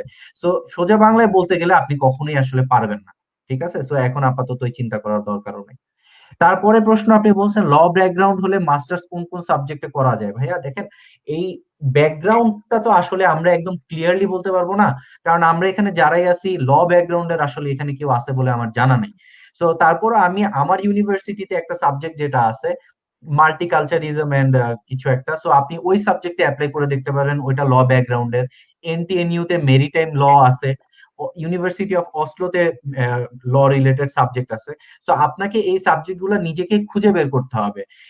Study in Norway dot no এই ওয়েবসাইটটাতে যান, মাস্টার্স চুজ করেন, আপনার প্রেফার্ড যে ক্রাইটেরিয়া, প্রেফার্ড যে সাবজেক্ট ওইটা চুজ করেন, তারপর আপনি অটোমেটিক সাবজেক্ট গুলো পেয়ে যাবেন। সাবজেক্ট গুলো পেয়ে যাওয়ার পর আপনাকে করতে হবে কি, ভিতরে যান, রিকোয়ারমেন্ট গুলো চেক করেন, তাহলে আপনি সুন্দর মতো বুঝতে পারবেন আপনি এখানে অ্যাপ্লাই করতে পারবেন কিনা। হ্যাঁ, সব সাবজেক্টের আন্ডারেই কিন্তু লেখা থাকে যে কোন কোন ব্যাকগ্রাউন্ডের মানুষ অ্যাপ্লাই করতে পারবে এবং কত এক্স্যাক্টলি, ক্রেডিট থাকতে হবে মিনিমাম। তো একটু জাস্ট ঘাটাঘাটি করা লাগে রিকোয়ারমেন্ট পেজটাতে। এটা হ্যাঁ, খুবই ক্লিয়ারলি লেখা থাকে, কোনো কঠিন বিষয় কিছুই না। আচ্ছা, নেক্সট কোশ্চেন সামিউল ভাই, এটার একটু অ্যান্সার করেন। ভাইয়া আমি জানি এটা অ্যাবসার্ড কোশ্চেন, স্টিল জিজ্ঞেস করি। একজন অন্য দেশে থাকে, কোন দেশ সেটা মেনশন করেন নাই আপনি, যাই হোক, and he said don't go to Norway, rather go to Portugal. Norway would be the worst choice. এখন সামিউল ভাই আপনি এই ব্যাপারে কিছু বলেন। আমি কি বলতাম, এখন যদি কেউ কাউকে মানে কম্প্যারিজন দেয় পর্তুগাল আর নরওয়ের ব্যাপারে, তাহলে বুঝতে হবে আসলে সে পড়াশোনা রিলেটেড কোনো কিছুর ব্যাপারে সাজেশন দিচ্ছে না, তার আসলে অন্য বিষয় নিয়ে সাজেশন দিচ্ছে। তো এখন জিনিসটা হলো, যারা আসবেন ওদের ব্যাপারেই, আপনারা কি স্টুডেন্ট হিসেবে আসতে চান নাকি আসলে অন্য অন্য মানসিকতা নিয়ে আসতে চান? অন্য মানসিকতা নিয়ে আসলে অবশ্যই নরওয়ে কোনো মানে সোজা দেশ না, কিন্তু আপনি যদি স্টুডেন্ট হিসেবে আসতে চান, নরওয়ে পর্তুগালের চেয়ে 1000 গুণে ভালো। কারণ পর্তুগাল উইক ইকোনমি, এবং পর্তুগালের মানুষই আসলে নরওয়েতে চলে আসে। তো এই আর কি। ওকে, ঠিক আছে, থ্যাংক ইউ। সো আশা করি আপনারা অ্যান্সার পেয়ে গেছেন। যদি স্টুডেন্ট হিসাবে আসতে চান তাহলে ডেফিনেটলি আপনাদেরকে নরওয়ে চুজ করা উচিত। আর যদি আপনাদের মেন্টালিটি থাকে যে না স্টুডেন্ট হিসাবে আসবো না, কোনোভাবে জাস্ট ইউরোপে থেকে যেতে হবে, সেক্ষেত্রে আপনারা পর্তুগাল চুজ করলেও করতে পারেন, ইটস আপ টু ইউ। ওকে, আমরা তাহলে নেক্সট কোশ্চেনে যাই। আম, আলমিম ভাই, আমি নরওয়ে থেকে চলে যেতে চাই। আচ্ছা, এটা আমার জানারও দরকার নেই এটা কে, আমি জানি এটা কে, ঠিক আছে? তুষার ভাইয়া, চলে যেতে চাইলে you R more then welcome. আমরা দুজন একসাথে যাব। আমাদের কিন্তু একটা প্ল্যান আছে যে নরওয়েতে যেহেতু এখনো ফুল টাইম জব হয় নাই, আমরা দুইজন চিন্তা করতেছি যে দেশে চলে গিয়ে আমরা বায়োফ্লেক পদ্ধতিতে মাছ চাষ করব। তুষার এই ব্যাপারে খুবই ইন্টারেস্টেড। তুষার, আমি তোমার সাথে আছি ভাই, চলো একসাথেই চলে যাই। আমার কিন্তু অলরেডি একটা প্রজেক্ট আমি প্রপোজাল দিয়ে দিছি বায়োফ্লক নিয়েই আমাদের ইউনিভার্সিটিতে। তো এটা কিন্তু স্টাভাঙ্গারে হ্যাঁ, হ্যাঁ, গ্রেট ভাই, ইনশাল্লাহ যদি প্রজেক্টে প্রায়োরিটি যান, আমার যেহেতু ম্যানেজমেন্ট, আমাকে ম্যানেজার হিসেবে রাখতে পারেন, আমারও জব হয়ে যাবে, আপনিও প্রজেক্ট পেয়ে যাবেন। স্টাভাঙ্গার সর্বপ্রথম নরওয়েতে বায়োফ্লক শুরু করতেছে। তো হ্যাঁ, ইনশাল্লাহ শুরু করেন। আচ্ছা, পরে কোশ্চেন ভাইয়া, please let us know more about business study opportunities. ভাইয়া, এই কিছুক্ষণ আগে আরিফ ভাইয়া রিয়াতে আপনারা বিজনেস অপরচুনিটিস সম্পর্কে আশা করি সবকিছু জেনেই গেছেন, ঠিক আছে? এটা নিয়ে আসলে আর বলার কিছু নাই। আসসালামু আলাইকুম, মেরিনারদের নরওয়ে মাস্টার্স, এটা নিয়ে আমি পরে বলছি। ওকে, পরের কোশ্চেন। হ্যালো ভাইয়া, my brother in law wants to show the bank statement and will provide the sponsor letter and he stays in Denmark, will it be okay? হ্যাঁ, অবশ্যই ওকে, এটা কোনো সমস্যাই নেই। উনি দুনিয়ার যে দেশেই থাকে ব্যাংক স্টেটমেন্ট উনি দিতেই পারে। আপনাকে ব্যাংক স্টেটমেন্টের সাথে ওই যে আপনি নিজেই বলে দিয়েছেন স্পন্সর লেটার থাকবে, তো আর কোনো প্রবলেম নাই।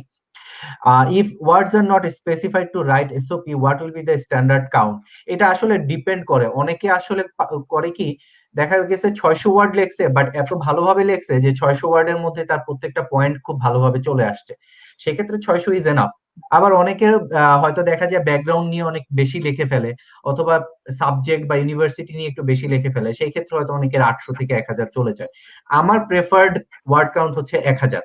1000-এর উপরে আসলে একটু লং হয়ে যায়, দেখা যায় 2 পেজের হয়ে যায় বা 2 পেজের বেশিও চলে যায় অনেক 1000 তো সময়। 2 পেজ।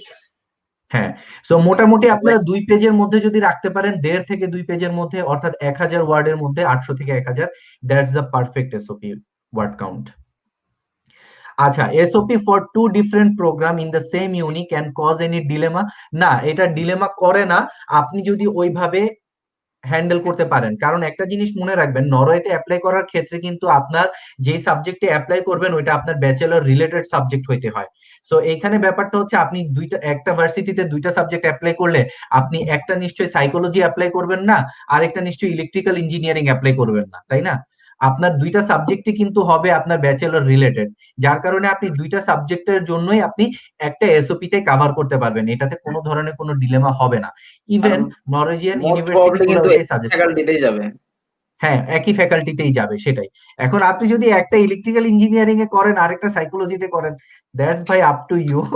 তখন আপনি 2টা কেস এসওপি কিন্তু দিতে আছে ভাই, পারেন। একটা কিন্তু কেস আছে, গত বছর ছিল একটা। হ্যাঁ হ্যাঁ, গত বছর এরকম একটা কেস ছিল। আচ্ছা, যাই হোক, তারপরটা হচ্ছে, do I need to attach the original copy or xerox copy? আচ্ছা, এখানে একটা ব্যাপার আছে, to be honest, original copy attested করার কিছু নাই। Original copy is original copy. এখন আপনি যখন এসএসসি আর এইচএসসি টা বাংলাদেশে বিভিন্ন বোর্ড থেকে অ্যাটেস্টেড করাতে যাবেন, ওরা তখন করে কি, অরিজিনালটার পিছনেও সিল দিয়ে দেয়। বাট অরিজিনাল অ্যাটেস্টেড করার কিছু নেই, আপনি অ্যাটেস্টেড করবেনই হচ্ছে ফটোকপি গুলা, ঠিক আছে? অ্যাটেস্টেড করা মানে কি, এই জিনিসটা যে সত্য সেটা প্রুফ করা। সত্য কখন হবে? আপনার অরিজিনাল তো অরিজিনালি ওটা সত্য, আপনি যখন ওটাকে ফটোকপি করবেন সেই জিনিসটাকে আপনার অ্যাটেস্টেড করতে হয়। আর এখন নরওয়েতে একমাত্র যদি আপনি ইউনিভার্সিটি অফ ট্রমসোতে অ্যাপ্লাই করতে যান, সেই ক্ষেত্রে আপনাকে অ্যাটেস্টেড করতে হবে, এছাড়া অন্য ইউনিভার্সিটির ক্ষেত্রে আসলে অ্যাটেস্টেড করার কোনোই প্রয়োজন নাই, ঠিক আছে? বাকিটা ওয়েস্ট অফ টাইম আসলে। আচ্ছা, showing work experience will add any value? হ্যাঁ, এটা ভ্যালু অ্যাড করবে তখন, ধরেন আমার কাছে সিট আছে একটা, এখন আমার অ্যাপ্লাই সামিউল ভাইও করছে, ইমনও করছে, আমি এই 2জন থেকে একজনকে নিব। এখন মনে করেন 2জনের সিজিপিএ মোটামুটি একই রকম, 2জন তো একই সাবজেক্টের, সবকিছুই মোটামুটি সেম। তখন যদি আমি দেখি যে সামিউল ভাইয়ের এই সাবজেক্টের মধ্যে 2 বছরের ওয়ার্ক এক্সপিরিয়েন্স আছে, কিন্তু ইমনের সেটা নাই, তাহলে ডেফিনেটলি আমি তখন সামিউল ভাইকে নিব, তাই না? কিন্তু ধরেন আমার কাছে 2টা অ্যাপ্লিকেশন আছে, এখানে ইমনের সিজিপিএ ধরেন 3.50, এখানে সামিউল ভাইয়ের সিজিপিএ হচ্ছে 3.10, সেই ক্ষেত্রে ডেফিনেটলি ইমনই প্রেফারেন্স পাবে। সো প্রথমে ওরা দেখবে আপনার সিজিপিএ, আপনার মোটিভেশন লেটার, তারপরে এইগুলা যদি মোটামুটি একই রকমের হয়, তখন আপনার ওয়ার্ক এক্সপিরিয়েন্সটা কোনো ভ্যালু অ্যাড করলে করতে পারে। এছাড়া নর্মালি আপনার ওয়ার্ক এক্সপিরিয়েন্স যে অত বেশি ভ্যালু অ্যাড করবে সেটা না।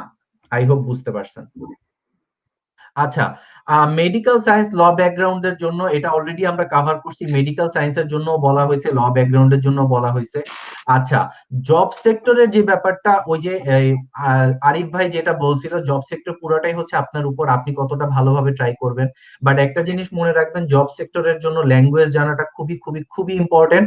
আরিফ ভাই খুবই লাকি যে উনি ওনার ফার্স্ট জব ইংলিশ দিয়ে পেয়ে গেছে, বাট আপনার ল্যাঙ্গুয়েজ জানা থাকলে জব পাওয়ার চান্স অনেক বেড়ে যায়, যেটা শুধু ইংলিশ ইংলিশ দিয়ে দিয়ে যারা আসলে পায় একটু ওদের টাফ। আসলে ব্যাকগ্রাউন্ড ভালো থাকতে হয়, এর হ্যাঁ, বাইরে অনেক স্কিল অনেক হাই স্কিল কোয়ালিটি থাকে, হইলে দেখা হয়তো যায় ওরা চলবে। ইউনিভার্সিটিতে অনেক প্রজেক্ট করছে ভালো ভালো, তো ওরা আচ্ছা, বাকি সবকিছু আরিফ ভাই মিলিয়ে একটা প্যাকেজ কিছু খুঁজে আর কি, যখন দেখে কিছু যে আমার সাজেশন প্যাকেজ দিচ্ছেন ভালো আছে তখন প্রাইভেট চ্যাটে। ল্যাঙ্গুয়েজ রিকোয়ারমেন্টটা খুঁজে না। আচ্ছা, ইমন কি বলতেছিলাম? আরিফ ভাই কিছু সাজেশন দিচ্ছেন উনি প্রাইভেট চ্যাটে, দেখছো এটা? ও আচ্ছা, না আমি এখনো দেইনি, দেখিনি। তোমরা একটু দেখো, দেখে দেখো কি করা যায়, আমি এটা শেষ করি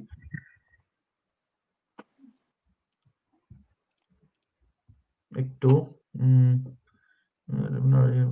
আচ্ছা, ওই যে যে কথাটা বলছিল যে আচ্ছা, উনি হ্যাঁ, আম, আরিফ ভাই একটা সাজেশন খুব ভালো দিছে, সেটা হচ্ছে, আমি পুরাটাই বলতেছি, blue collar jobs on the other hand are very dependent on networking, ঠিক আছে? আপনার অবশ্যই নেটওয়ার্কিং যত ভালো থাকবে আপনি তত ভালো জব পাবেন। এটা যে শুধু ফুল টাইমের ক্ষেত্রে তাও না, পার্ট টাইম জবের ক্ষেত্রেও নেটওয়ার্কিং থাকলে আপনার অনেক ভালো ভালো জব পাওয়া যায়। যেমন আরিফ ভাই কিছু এক্সাম্পল দিছে, ক্লিনিং জবস, রেস্টুরেন্টের কিচেন জবস, এই জিনিসগুলোতে নেটওয়ার্কিংটা আসলে অনেক কাজে দেয়। ঠিক আছে, তারপরে হচ্ছে সামার টাইম হচ্ছে আপনার পার্ট টাইম জব খোঁজার জন্য সবচেয়ে বেস্ট টাইম। কিন্তু দেখেন আপনারা আসবেনই হচ্ছে অগাস্টে, আপনারা যদি পরের বছরের সামার টাইম পর্যন্ত ওয়েট করেন আপনার প্রায় 1 বছর ওয়েট করা লাগবে। সো আপনার চিন্তা করতে হবে যে সামার টাইমে তো আমি খুঁজবোই ভালো জব, বাট যখন আসবো, যখন আমার এখানকার রেসিডেন্স পারমিট হয়ে যাবে, আমি তখন থেকেই জবের জন্য চেষ্টা করতে থাকি। বুঝতে পারছেন? আচ্ছা, আম ও আচ্ছা, ভাইয়া একটা কথা বলছে, corona situation should be considered for both wife and baby. এটা কিছুক্ষণ আগের একটা ভাইয়ার জন্য, যে উনি উনার একদম নিউবর্ন বেবিকে নিয়ে আসতে চায়। অবশ্যই করোনা সিচুয়েশন, এটা আপনাকে মাথায় রাখা উচিত। এটা আমরা অলরেডি বলে দিছি যে একটু সেফটি মেনটেন করে যদি আপনি আসতে পারেন তাহলে আসবেন। আচ্ছা, আমরা আবার কোশ্চেনে চলে যাই।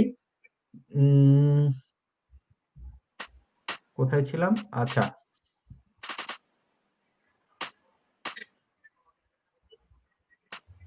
নরওয়ে এগ্রিকালচার মাস্টার্স করার সুযোগ কেমন এবং সাবজেক্ট রিলেটেড জব পাওয়ার পসিবিলিটি নিয়ে যদি বলতেন। আচ্ছা, হ্যাঁ, বলো ইমন। আমি জানি না, তুমি বলো। বলেন বলেন।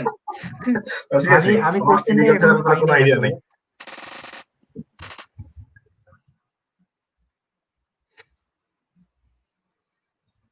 এগ্রিকালচারের কোন সাবজেক্ট আছে নরওয়েতে? ইন্টারন্যাশনাল? আচ্ছা, হ্যাঁ, এগ্রিকালচারের জন্য খুব ভালো একটা ইউনিভার্সিটি আছে, সেটা হচ্ছে এনএমবিইউ। এনএমবিইউ বেসিক্যালি এই সাবজেক্ট গুলার জন্য, এগ্রিকালচার, ফিশারিজ, এই ধরনের সাবজেক্টের জন্য খুবই খুবই খুবই ভালো। এন্ড আমি আমি আসলে আমার যারা আহ, ছোট ভাই বোনই বলি, ছোট ভাই বোন যারা এই সাবজেক্ট গুলাতে আছে বা অন্যান্য সাবজেক্ট হলো, যারা এনএমবিইউ তে অলরেডি পড়তেছে বা পড়ছে, আমি সবাইকে একটা কথা বলি, এনএমবিইউ তে যদি আমার সাবজেক্ট থাকতো, আমি চোখ বন্ধ করে এনএমবিইউ তে চলে যেতাম।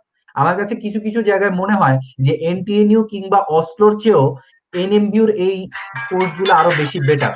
কারণ এই কোর্সগুলো এই শুধুমাত্র এনএমবিইউ তে থাকার কারণে, এই কোর্সগুলো থেকে যারা পাস আউট করে তাদের জন্য আসলে জব পাওয়াটা অন্যদের তুলনায় আমার কাছে মনে হয় যে কিছুটা হলেও ইজি হয়, কারণ এই সাবজেক্টগুলো অন্য ইউনিভার্সিটিতে আর নাই। সো আপনারা যারা এগ্রিকালচারের ব্যাকগ্রাউন্ড বা ফিশারিজ ব্যাকগ্রাউন্ড এই ধরনের যারা আছেন, তারা ডেফিনেটলি এনএমবিইউর অপশনগুলো আপনারা দেখতে পারেন। ঠিক আছে? আচ্ছা, মাস্টার্সে ভাইয়া ডিরেক্ট জব নিয়ে বাংলাদেশ থেকে আসা যায় কিনা? না ভাইয়া, ডিরেক্ট জব নিয়ে বাংলাদেশ থেকে আসাটা এখানে আসলে খুবই টাফ। কারণ আপনারা দেখতেই পারতেছেন এখান থেকে যারা পাস আউট করতেছে তাদের জন্য জব পাওয়াটা টাফ হয়ে যাচ্ছে। সেখানে বাংলাদেশ থেকে জব নিয়ে আসাটা আরো বেশি টাফ হয়ে যায়, কারণ ল্যাঙ্গুয়েজের একটা ব্যারিয়ার থাকে। এখানে কেন একটা এমপ্লয়ি আপনাকে বাংলাদেশে বসে জব দিবে? মেইনলি এখানে যারা জব নিয়ে আসে তারা হচ্ছে এখানকার কিছু কোম্পানির সাথে বাংলাদেশের কিছু কোম্পানির আসলে একটা চুক্তির মতো থাকে। যেমন একটা খুব ভালো এক্সাম্পল দিতে পারি, আমাদের গ্রামীণ ফোন কিন্তু এখানকার টেলিনরের একটা অংশ। আমি যতদূর জানি আর কি, এটা ভুলও হইতে পারে, নট শিওর। সো টেলিনরের যারা, সরি, গ্রামীণ ফোনের যারা এমপ্লয়ি আছে, তারা এখানে বাংলাদেশে বসে টেলিনর ওদেরকে গ্রামীণ ফোন থেকে এখানে নিয়ে আসে, তারা তখন সরাসরি জব নিয়ে আসতে পারে। এবং এরকম একটা এক্সাম্পল অলরেডি অসলোতে আছে। একটা আপু, উনি গ্রামীণ ফোনের হেড অফিসে কাজ করতো, পরবর্তীতে উনি টেলিনরের এমপ্লয়ি হিসেবে এখানে আসে, and she is already on the way to get PR. খুব রিসেন্টলি হয়তো পেয়ে যাবে। আচ্ছা, আমরা নাদিয়া আপুকে নিয়ে আম, আসি নাকি? হ্যাঁ, হ্যাঁ, নাদিয়া আপুকে কি নিয়ে আসবো? ও হ্যাঁ, এখন নাদিয়া আপুকে নিয়ে আসতে পারেন, কারণ নেক্সট কোশ্চেনটাই হচ্ছে জব ফর গার্লস। কোনটা বলছো? নাদিয়া, নাদিয়া অ্যাড রিকোয়েস্ট দিছে? নাদিয়া শুনতেছো? আচ্ছা, আমি ওকে টেক্সট করতেছি আচ্ছা, অ্যাড এখানে রিকোয়েস্ট। অনেকেই জব রিলেটেড কোয়েশ্চেন করতেছেন। আসলে এগুলা আনসার দেওয়াটা খুবই আনসার্টেন, কারণ এখানে অনেক কিছু ডিপেন্ড করে। আপনারা বেটার হলো, নরওয়েতে কিছু জব সাইট আছে, তো এগুলো একটু খুঁজতে পারেন কিছু সময় ধরে, তাহলে আপনাদের একটা আইডিয়া হয়ে যাবে কি রকম টাইপের জব আসলে বেশি আসে বা চাহিদা বেশি। কারণ আমাদের নিজেদেরও অনেক সাবজেক্ট বা অনেক সেক্টর সম্বন্ধে আইডিয়া নাই। আচ্ছা, আমরা তাহলে একটু ফার্স্ট গো থ্রু করি কোশ্চেন গুলো নিয়ে। হ্যাঁ হ্যাঁ, আমরা কোশ্চেন আসলে এটা করতে হবে, এটা হচ্ছে ভিসা ডিসিশনের ক্ষেত্রে ড্যানিশ এমবাসি ইন্টারভিউ কতটুকু ইম্পর্টেন্ট। এটা আসলে টু বি অনেস্ট আমার কাছে একটা বুলশিট মনে হয়, আপনারা মাইন্ড করলেও আমার কিছু করার নাই। এই ইন্টারভিউ যে ওরা আসলে কেন নেয় আমি আজ পর্যন্ত এই জিনিসটাই বুঝতে পারি না, কারণ আজ পর্যন্ত ইন্টারভিউ নেওয়ার পরে একজনও রিজেকশন খায় নাই, মানে কেউ রিজেক্টেড হয় নাই। ঠিক আছে, এরা আমার কাছে যে জিনিসটা মনে হয় যে সুইডেন ফিনল্যান্ড সবাই ইন্টারভিউ নিচ্ছে, আমরা কেন নিব না, যাই একটা ইন্টারভিউ নিয়ে আসি। বা ইউডিআই হয়তো মনে করছে যে বাংলাদেশে কাউরে একটা জব দেওয়া দরকার, ঠিক আছে ইন্টারভিউর একটা পাঠাই দিই, একটা মানুষের জব হোক, এই কারণে হয়তো ইন্টারভিউ নিচ্ছে। But don't worry, interview decision আসলে সবসময় পজিটিভলি আসবে। কারণ আপনার যদি নরওয়েতে অ্যাডমিশন হয়ে যায়, মোটামুটি আজ পর্যন্ত অ্যাডমিশন হওয়ার পরে কারো ভিসা রিজেক্টেড হয় নাই। সো চেষ্টা করবেন অবশ্যই ইন্টারভিউ স্মার্টলি দেওয়ার, এটার ইম্প্যাক্ট নাই তাই বলে এটা না যে আপনি ওই জায়গায় গিয়ে একটা হাফ প্যান্ট পরে গিয়ে ইন্টারভিউ দিয়ে আসবেন, অবশ্যই সেটা না। স্মার্ট ভাবে যাবেন, স্মার্ট ভাবে কথা বলবেন, ইন্টারভিউয়ার যা জিজ্ঞেস করে সেগুলো ভালোভাবে দিবেন। আমাদের গ্রুপে ইন্টারভিউ স্যাম্পল গুলাও আছে, কি কি প্রশ্ন করে সেটা দেওয়া আছে, ওগুলার অ্যান্সার গুলো একটু চর্চা করে যাবেন, ভালোভাবে দিয়ে আসেন, ইনশাল্লাহ ভিসার ক্ষেত্রে কোনো প্রবলেম হবে না। উল্টাপাল্টা কোনো আনসার না দিলেই হলো। হ্যাঁ, উল্টাপাল্টা আনসার না দিলেই হয়, সেটাই। আচ্ছা, সেটা হচ্ছে এর পরেরটা হচ্ছে বিজনেস ম্যানেজমেন্টে, এটা নিয়ে অলরেডি কথা হয়ে গেছে। তারপরে হচ্ছে yes this is 2 lakh bring you some many lakh during stay in Norway. আচ্ছা, এখানে আসার সময় আপনারা যে টাকা পয়সা হ্যাঁ আনবেন, কিছু নিয়ে আসবেন, কারণ এখানে আসার পর অনেক ইউনিভার্সিটি আছে আপনাকে প্রাথমিক টাকা দিতে হয়তো একটু লেট করতে পারে, বাট মোটামুটি এখন আর কেউ লেট করে না, সবাই আপনি আসার পর যে 12 লাখ টাকা পাঠাইছেন ওইটা আপনাকে দিয়ে দিবে, আপনি ওখান থেকেই আপনার খরচ বিয়ার করতে পারবেন। তারপরও প্রাথমিক হিসাবে আপনারা আসার সময় ফ্যামিলি হইলে 1 থেকে 2 লাখ টাকা নিয়ে আসেন, আর সিঙ্গেল হইলে আমার মতে 50 থেকে 60 হাজার টাকাকে আপনি ইউরো, ডলার, নক যেভাবে খুশি নিয়ে আসেন, দ্যাটস এনাফ। আচ্ছা, বিএসসি ইন সিএসসি সিজিপিএ 2.75, হ্যাঁ ভাইয়া 2.75 হলে অ্যাপ্লাই করে দেখতে পারেন। এখন অ্যাডমিশন হবে কিনা এটা তো আসলে আমরা বলতে পারি না, কারণ এটা পুরোপুরি ডিপেন্ড করে অ্যাডমিশন কমিটির উপর। 3.5 নিয়েও অনেকে চান্স পায় না, আবার অনেকে দেখা যায় 2.6 নিয়েও চান্স পেয়ে যায়। আচ্ছা, যাই হোক, আমাদের সাথে এখন অ্যাড হয়েছে আপনাদের সবার প্রিয় অ্যাডমিন নাদিয়া আপু। ঠিক আছে, আমাদেরকে সবাই দেখতে পারুক আর না পারুক, নাদিয়াকে সবাই অনেক পছন্দ করে আমরা জানি। মানে ঠিক আসতে আছে, পচানো শুরু। হ্যাঁ আউমা তুই আমার যে পচাস তোরে তো মাত্র শুরুই করলাম। আচ্ছা, যাই হোক, নাদিয়া আমার বেস্টি, আমি ওরে তুই করে বলে, কেউ মাইন্ড করেন না। ওকে, এখানে পরের প্রশ্নটাই হচ্ছে part time job for girls. So Nadia, তোর কাছে আমার যে প্রশ্ন সেটা হচ্ছে, এখানে অনেক মেয়েরাই আসলে আসে বাংলাদেশ থেকে, একা আসে অনেকে, যারা হাজবেন্ড সহ আসে তারা তো আসলোই, হাজবেন্ড আছে দেখার জন্য, যারা একা আসে তাদের জন্য তোর আসলে সাজেশনটা কি? এখানে একা আসলে কি কি ধরনের প্রবলেম ফেস করতে হইতে পারে, বা আদৌ কি কোনো প্রবলেম ফেস করতে হয় কিনা, কি ধরনের জব আসলে তারা খুঁজতে পারে, বা ওই ধরনের জবে তারা কিভাবে অ্যাপ্রোচ করবে একটা মেয়ে হিসাবে, এই জিনিসগুলো সম্পর্কে তোর আইডিয়াটা জানতে চাচ্ছি। আচ্ছা, আমি এখন আসলে দোনো প্রেক্ষিতেই বলবো, শুধু একা কিংবা স্পাউস এরকম যে কোনো একটা ইন্ডিভিজুয়াল না। আমি এখানে নিজে আসছি একা। এখন সবার ফার্স্টে যেটা থাকতে হবে মাইন্ড সেট আপ, যে আমাকে এখানে একা সার্ভাইভ করতে হবে, আমাকে এখানে কেউ ব্যাকআপ দেওয়ার কেউ থাকবে না। যদি বাংলাদেশ থেকে ব্যাকআপ থাকে তাহলে সেটা ওয়েলকাম, বাট না থাকলে নিজেকে সার্ভাইভ করতে হবে। এখন তোরা দুইজন অলরেডি বলে ফেলছিস এই ব্যাপারটা নিয়ে, যে কিভাবে পোলাইটলি অ্যাপ্রোচ করতে হবে। যদি নিজের কমিউনিটির মানুষ থাকে, সিটিটা বড় হয়, তখন অনেকেই থাকবে, তো তাদের সাথে অবশ্যই ভালো কমিউনিকেশনটা বজায় রাখতে হবে, তাদেরকে বলতে হবে নিজের নেসেসিটির কথাটা। আমার ক্ষেত্রে যেটা, আমি ছোট করে আমার জার্নিটা শেয়ার করে, আমি এখানে আসছি আগস্টে আসার পরে প্রথম 3-4 মাস আমার কোনো জব ছিল না। তারপরে যখন দেখতেছি না আমার যেগুলা সেভিংস ছিল ওগুলা দিয়ে আর চলতেছে না, পরে আমি একটার পর একটা অর্গানাইজেশনে যাওয়া শুরু করলাম, প্লাস বিভিন্ন জায়গায় সিভি ড্রপ করা শুরু করলাম। এখানে আসলে সত্যি কথা বলতে খুব সহজে কিন্তু ডাকে না, সিভি ড্রপ করার পরে খুব সহজে ডাকে না। তারপরে বারবার নক করার পরে আমাকে একজনে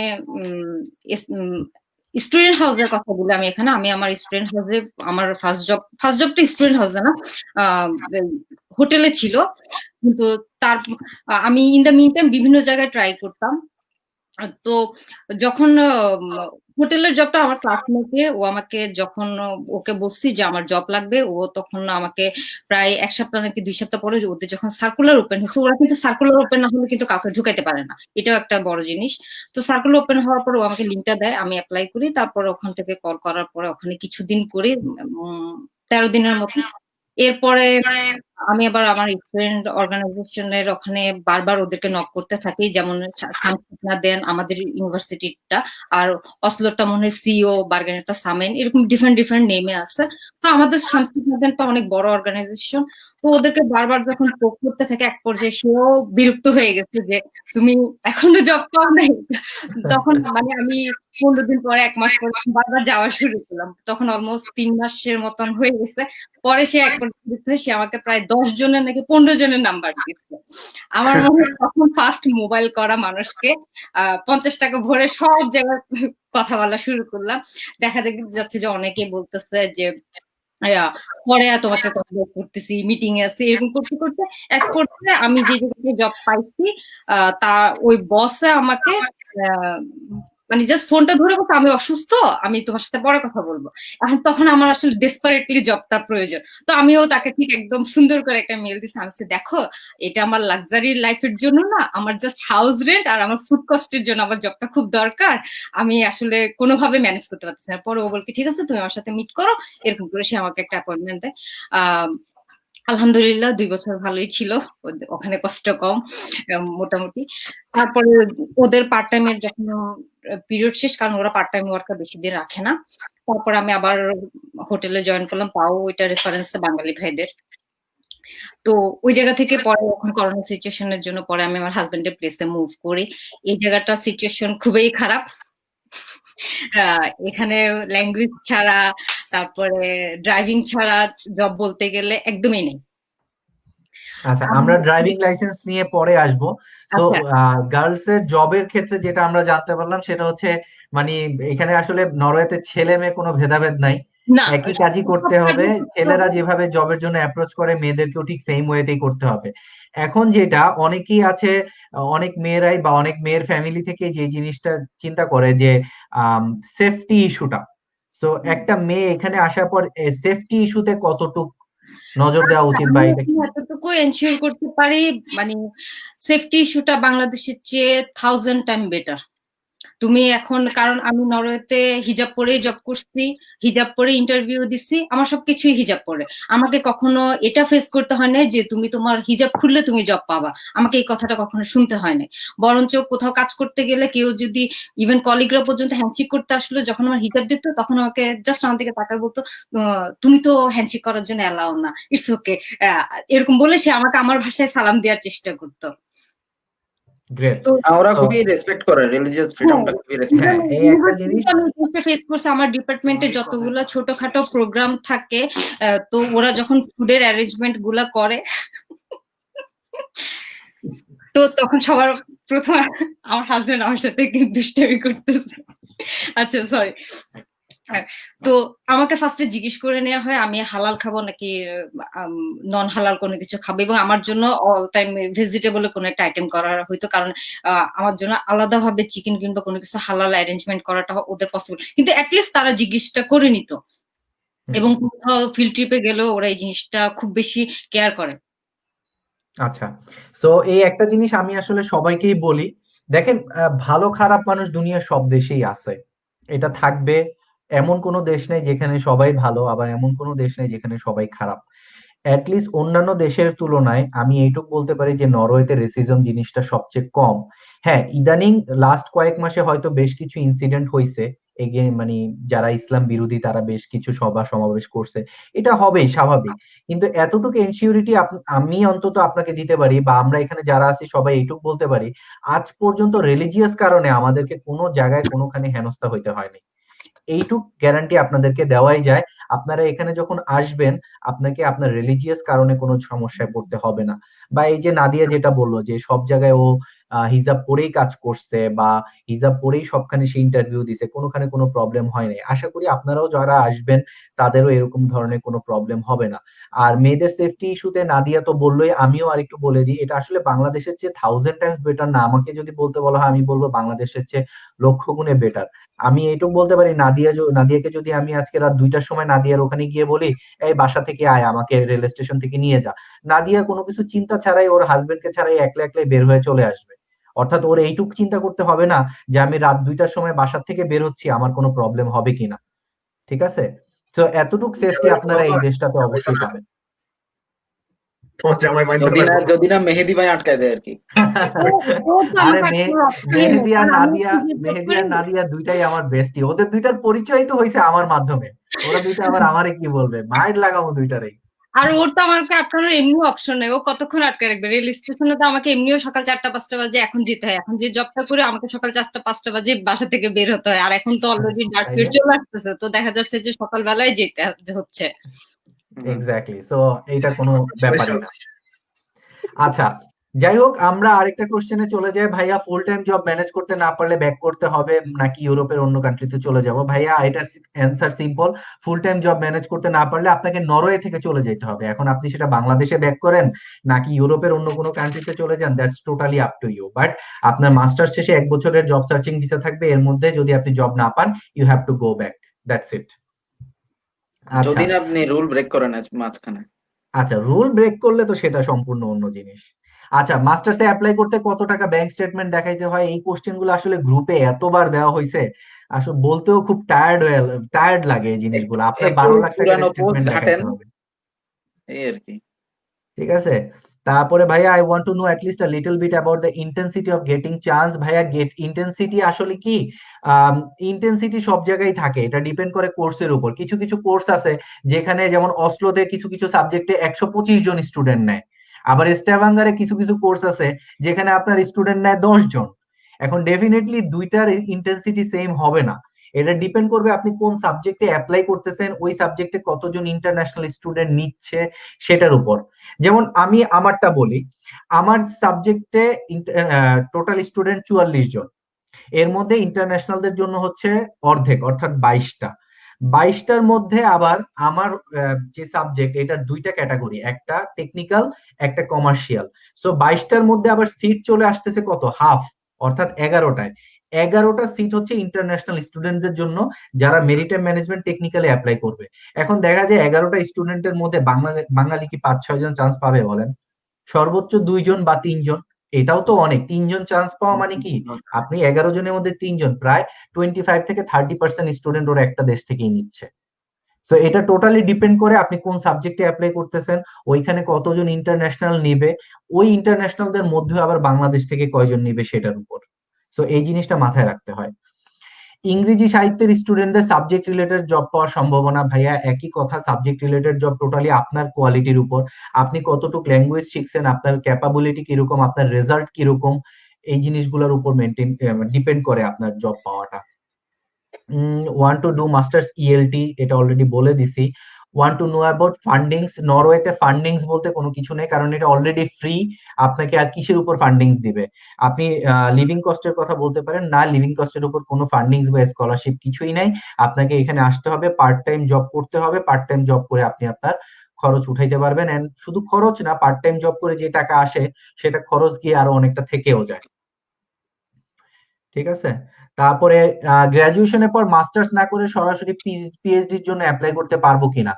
আম, একটা সত্যি কথা বলি, মাস্টার্স থাকলেও আসলে বাংলাদেশ থেকে পিএইচডি পাওয়াটা খুবই টাফ।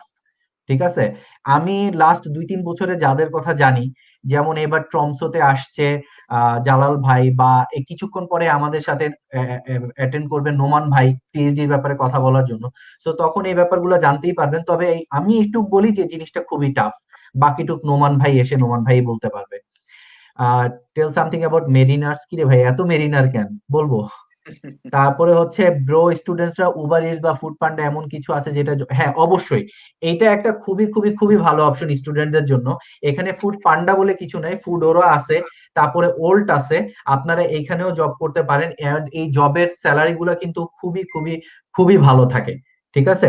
আপনি যদি ফুডোরা বা ওল্ড এইগুলোর কোনো একটাতে জব পান, আপনাকে আর কোনো কিছু নিয়ে টেনশনই করতে হবে না।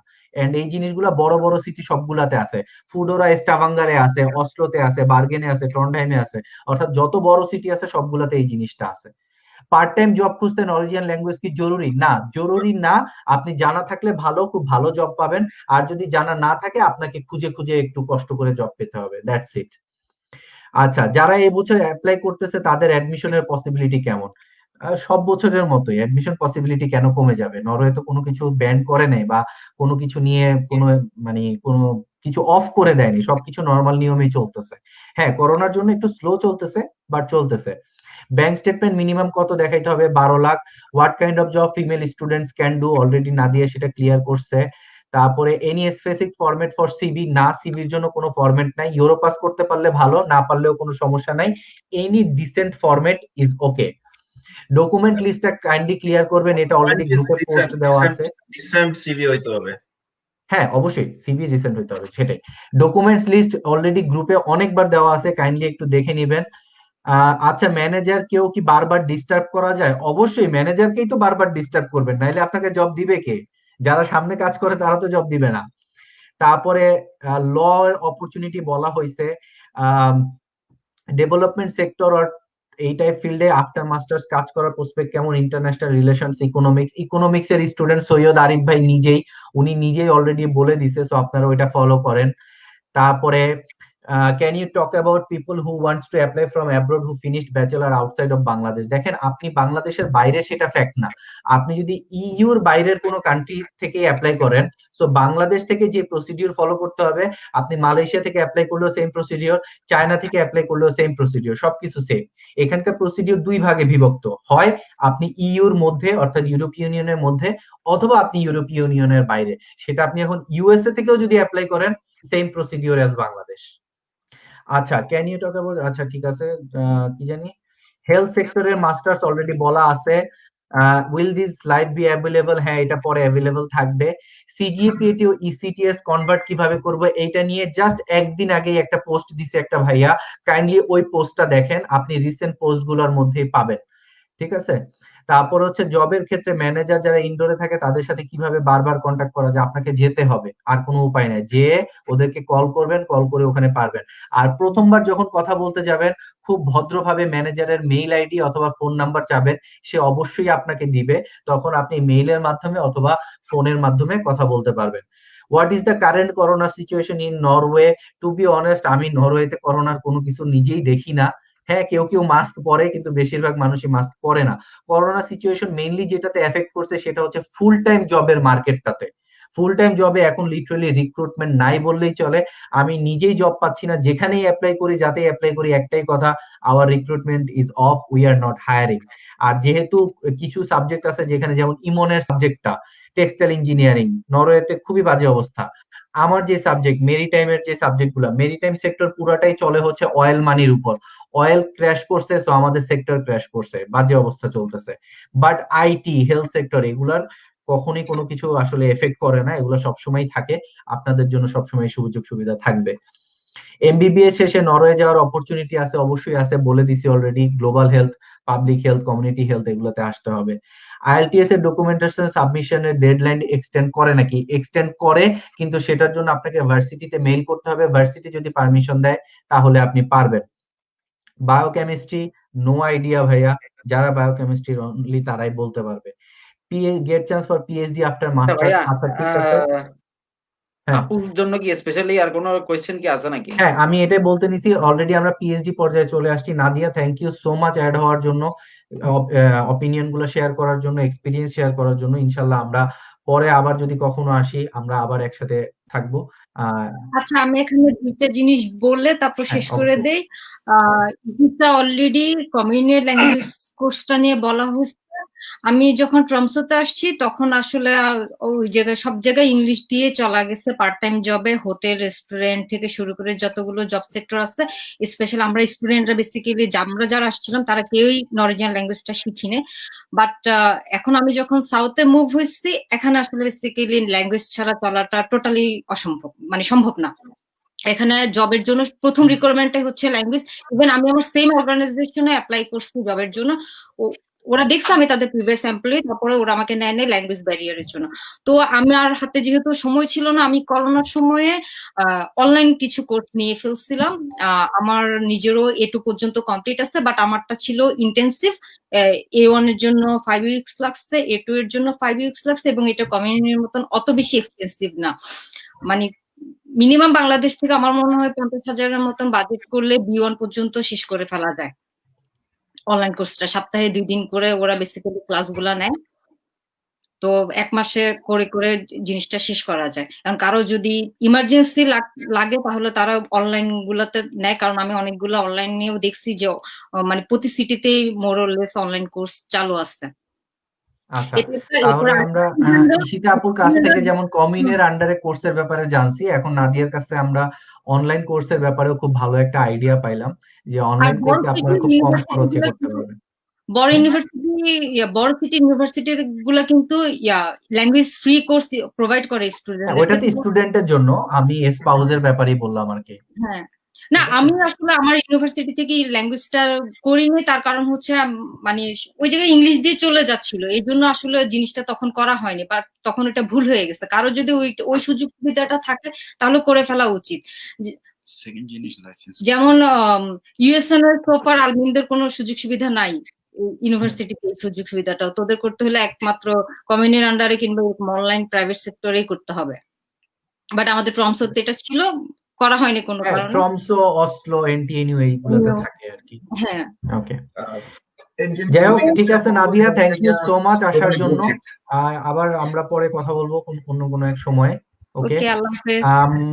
আচ্ছা, এখন ওকে, এখন আমাদের সাথে আসছে আমাদের প্রিয় নোমান ভাইয়া। নোমান ভাইয়া আমি যতদূর জানি এনএমবিইউ তে পিএইচডি করতেছে অলরেডি। সো আমরা এখন নোমান ভাই, আপনি একটু আনমিউট করেন, আনমিউট করে আপনার পরিচয়টা কাইন্ডলি একটু দিবেন, আর আপনার পিএইচডি পাওয়ার এক্সপিরিয়েন্সটা একটু শেয়ার করবেন আমাদের সাথে। আচ্ছা, থ্যাংক ইউ ভাই। আপনার কথা অনেক শুনছি, আপনার সাথে মনে হয় এবার দেখাতে কথা হচ্ছে আর কি। আচ্ছা, তো আমি তো নোমান, বাংলাদেশ কৃষি বিশ্ববিদ্যালয়ে অনার্স করছি। অনার্স শেষ করার পরপরই জাপানে মাস্টার্স করছি। আর জাপানে মাস্টার্স করার পরেই পিএইচডির জন্য অ্যাপ্লাই করতেছিলাম। আমার আসলে নরওয়ে স্পেসিফিক টার্গেট ছিল না যে নরওয়েতেই পিএইচডি করবো, এরকম না। আমি হচ্ছে বিশ্বের আর কি বিভিন্ন জায়গাতেই ট্রাই করতেছিলাম, যেখানে ভালো অপরচুনিটি দেখতেছিলাম সেখানেই ট্রাই করতেছিলাম। এবং নরওয়েতে পরবর্তীতে খোঁজ পাই, নরওয়ের সন্ধান পাই। নরওয়ের সন্ধান পাওয়ার পর নরওয়েতে মোটামুটি 12 থেকে 15টা অ্যাপ্লিকেশন করি বা তারও বেশি। তো তার মধ্যে 3 জায়গায় ইন্টারভিউ এর সুযোগ পাই, এবং এখান থেকে এই এনএমবিইউতে হচ্ছে পিএইচডি করার অপরচুনিটি পাই। এই হচ্ছে সংক্ষিপ্ত। আচ্ছা, ভাইয়া একটু আগে আমি নিজের থেকেই আসলে একটা কমেন্ট করছিলাম, সেটা হচ্ছে যে এগ্রিকালচার রিলেটেড যে সাবজেক্ট গুলা বা ধরেন ফিশারিজ, এগুলোর জন্য এনএমবিইউ সবচেয়ে ভালো অপশন। তো এই ব্যাপারে আপনি আসলে কি বলতে চান? আচ্ছা, হ্যাঁ, আমি তখন আসলে ওইটাই আপনার কথাটাই মানে বলতে চাচ্ছিলাম যে এটা আসলেই ভালো অপশন, এবং হচ্ছে এখানকার সাবজেক্ট গুলোতে করে মানে মাস্টার্স করে যদি কেউ পিএইচডি তে কন্টিনিউ করতে চায়, এই অপরচুনিটিও তাদের জন্য আর কি অনেক বেশি। শুধুমাত্র নরওয়ে না, তো দেখা যায় যে আর কি ইউরোপেরও বিভিন্ন দেশে তারা চেষ্টা করতে পারে। এই গত বছরেই একজন এখান থেকে প্লান্ট সায়েন্সে মাস্টার্স করে সরাসরি মাস্টার্স শেষ হওয়ার আগেই সে পিএইচডির অফার পাইছে। বা এরকম আমি দেখি যে এখান থেকে ভালো অপরচুনিটি পাওয়া যায় আর কি। তো হ্যাঁ, আর হচ্ছে কিছু কিছু সাবজেক্ট আছে অনেক ডিমান্ডিংও মনে হয়। তো কেউ যদি চেষ্টা করে এবং পিএইচডি করার টার্গেট নিয়েই পড়ালেখা করে, তাহলে তার জন্য পিএইচডি করা সম্ভব মনে হয়। আচ্ছা, এখানে আমি একটা জিনিস অ্যাড করতে চাই। পিএইচডি মানে মাস্টার্স এর পর পিএইচডির জন্য, যেমন আমি আমার ক্লাসমেট বা বন্ধুর কথাই বলি, ওর আসলে পুরা মাস্টার্স এর মধ্যে ওর গ্রেড ছিল এভারেজে ডি বা সি, কিন্তু ও যেই থিসিস টপিক নিয়ে কাজ করছে বা থিসিস করছে, ওই থিসিসটা খুবই ভালো হয়েছে এবং সে থিসিসে খুব ভালো একটা গ্রেডও পাইছে। তো ওই টিচারই কিন্তু তাকে সরাসরি পিএইচডির অফার দিয়ে দেয়। তো অনেক ক্ষেত্রে থিসিসটা কিন্তু খুব ভালো, আপনার থিসিসটা যদি ভালো হয় তখন দেখা যায় টিচাররা চায় ওই থিসিসটাকে পিএইচডি তে কনভার্ট করতে। হ্যাঁ, আচ্ছা, তাহলে হচ্ছে যে পিএইচডি যদি কেউ টার্গেট নিয়ে করতে চায়, তাহলে তার মনে হয় যে মানে আমি আসলে এখানে যখন মাস্টার্স সুপারভাইজার করতেছি, তো আসলে হচ্ছে সুপারভাইজারের সাথে আমার নিয়মিতই কথা হয় বিষয়গুলো নিয়ে। তো তাদের আর কি মেইন টার্গেট থাকে যে রেজাল্ট আসলে খুব বেশি যে প্রধান, যে হ্যাঁ মাস্টার্সে সে কিরকম রেজাল্ট করতেছে না করতেছে, সেটার থেকে বড় ইম্পর্টেন্ট যে সে আসলে কি জানে, বা সে যে বিষয়টাতে পিএইচডির জন্য অ্যাপ্লাই করতেছে সে সেটাতে তার ধারণা কেমন আছে, সে এই বিষয়টাতে জানে কেমন।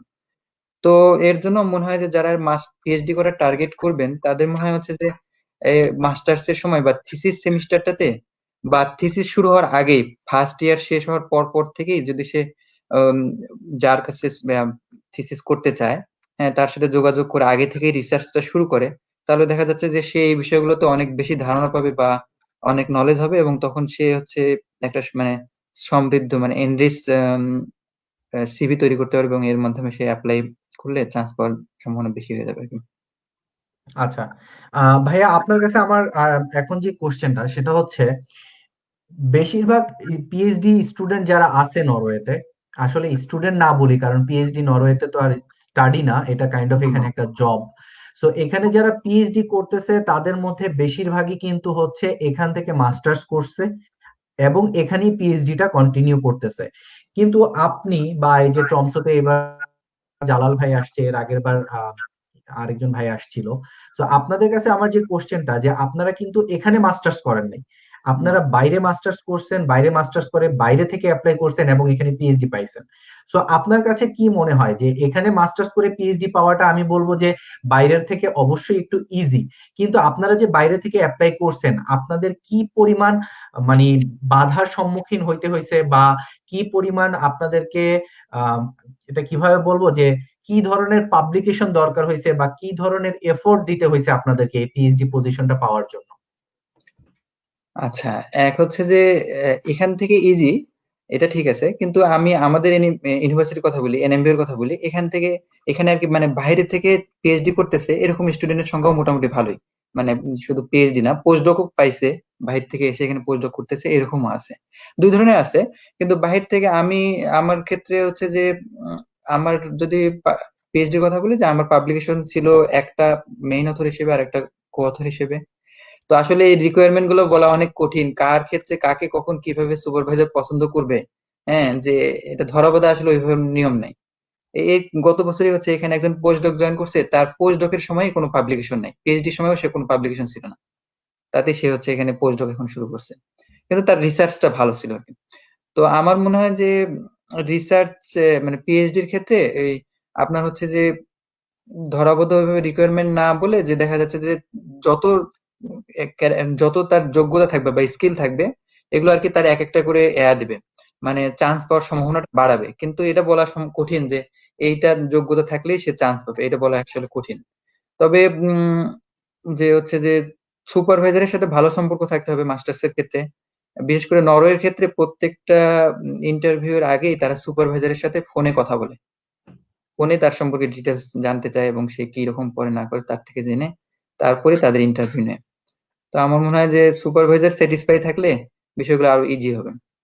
আচ্ছা ভাইয়া, আপনার কাছে আমার নেক্সট কোশ্চেন যেটা, সেটা হচ্ছে বাংলাদেশ থেকে অনেকেই আছে যারা এই জিনিসটা জানে, বা ইভেন আমি নিজেও স্বীকার করি যে এই গ্রুপটার অ্যাডমিন হিসাবেও বা আমরা বাকি যারা অ্যাডমিনও আছি, আমরা অনেক ক্ষেত্রেই কিন্তু আমি আগেই বলে নিচ্ছি যে আমিও আমার ভুল স্বীকার করতেছি, সেটা হচ্ছে আমরা অনেক ক্ষেত্রে ডিসকারেজ করি।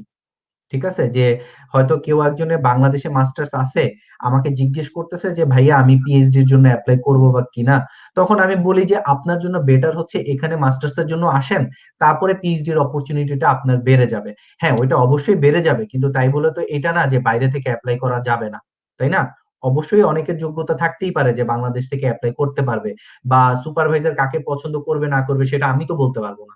সো আপনার কি মনে হয় বাংলাদেশ থেকে বা ইভেন ইউর বাইরে থেকে যারা অ্যাপ্লাই করবে, তাদের অ্যাপ্লিকেশনের সময় কি কি জিনিসের উপর ফোকাস করা উচিত?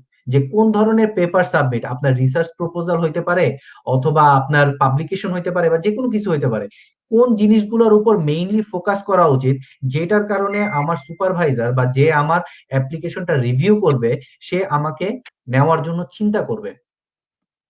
আচ্ছা, এক নম্বর হচ্ছে যে আমি আপনার সাথে প্রথমে আসলে একমত যে এটা একটু কঠিন হলেও বাংলাদেশ থেকে সরাসরি পিএইচডি পাওয়াটা মানে 100% অসম্ভব না অবশ্যই, তবে এই সম্ভাবনাটা অনেক কম। আমি আসলে কিছুদিন আগে একজন জার্মান রিসার্চ মানে প্রফেসর এখানে আসছিল একটা কোলাবোরেশনে। তো আমাকে জিজ্ঞেস করতেছে কোথায় থেকে, বাংলাদেশ থেকে। তো সে আসলে একটু মানে অসম্ভব ভাবে দেখতেছে আমার দিকে, তো তুমি হচ্ছে এখানে পিএইচডি করতেছো কিভাবে? পরে আমি বললাম যে আমি জাপানে করছি। ও আচ্ছা, তখন সে বললো যে তুমি মাইন্ড করো না, আসলে আমরা হচ্ছে বা ক্যাটাগরিতে দেখা যায় যে অনেক সময় যে তারা হচ্ছে মেইন বাছাইয়ের আগেই অনেক সময় সিভি গুলো বাদ দিয়ে দেয়, যে সরাসরি হয়তো সিভি গুলো ওইভাবে দেখেই না, যে যদি কান্ট্রি যদি তাদের পছন্দ না হয়। তো যাই হোক, আচ্ছা তো এটা একটা আর কি ইম্পর্টেন্ট বিষয়।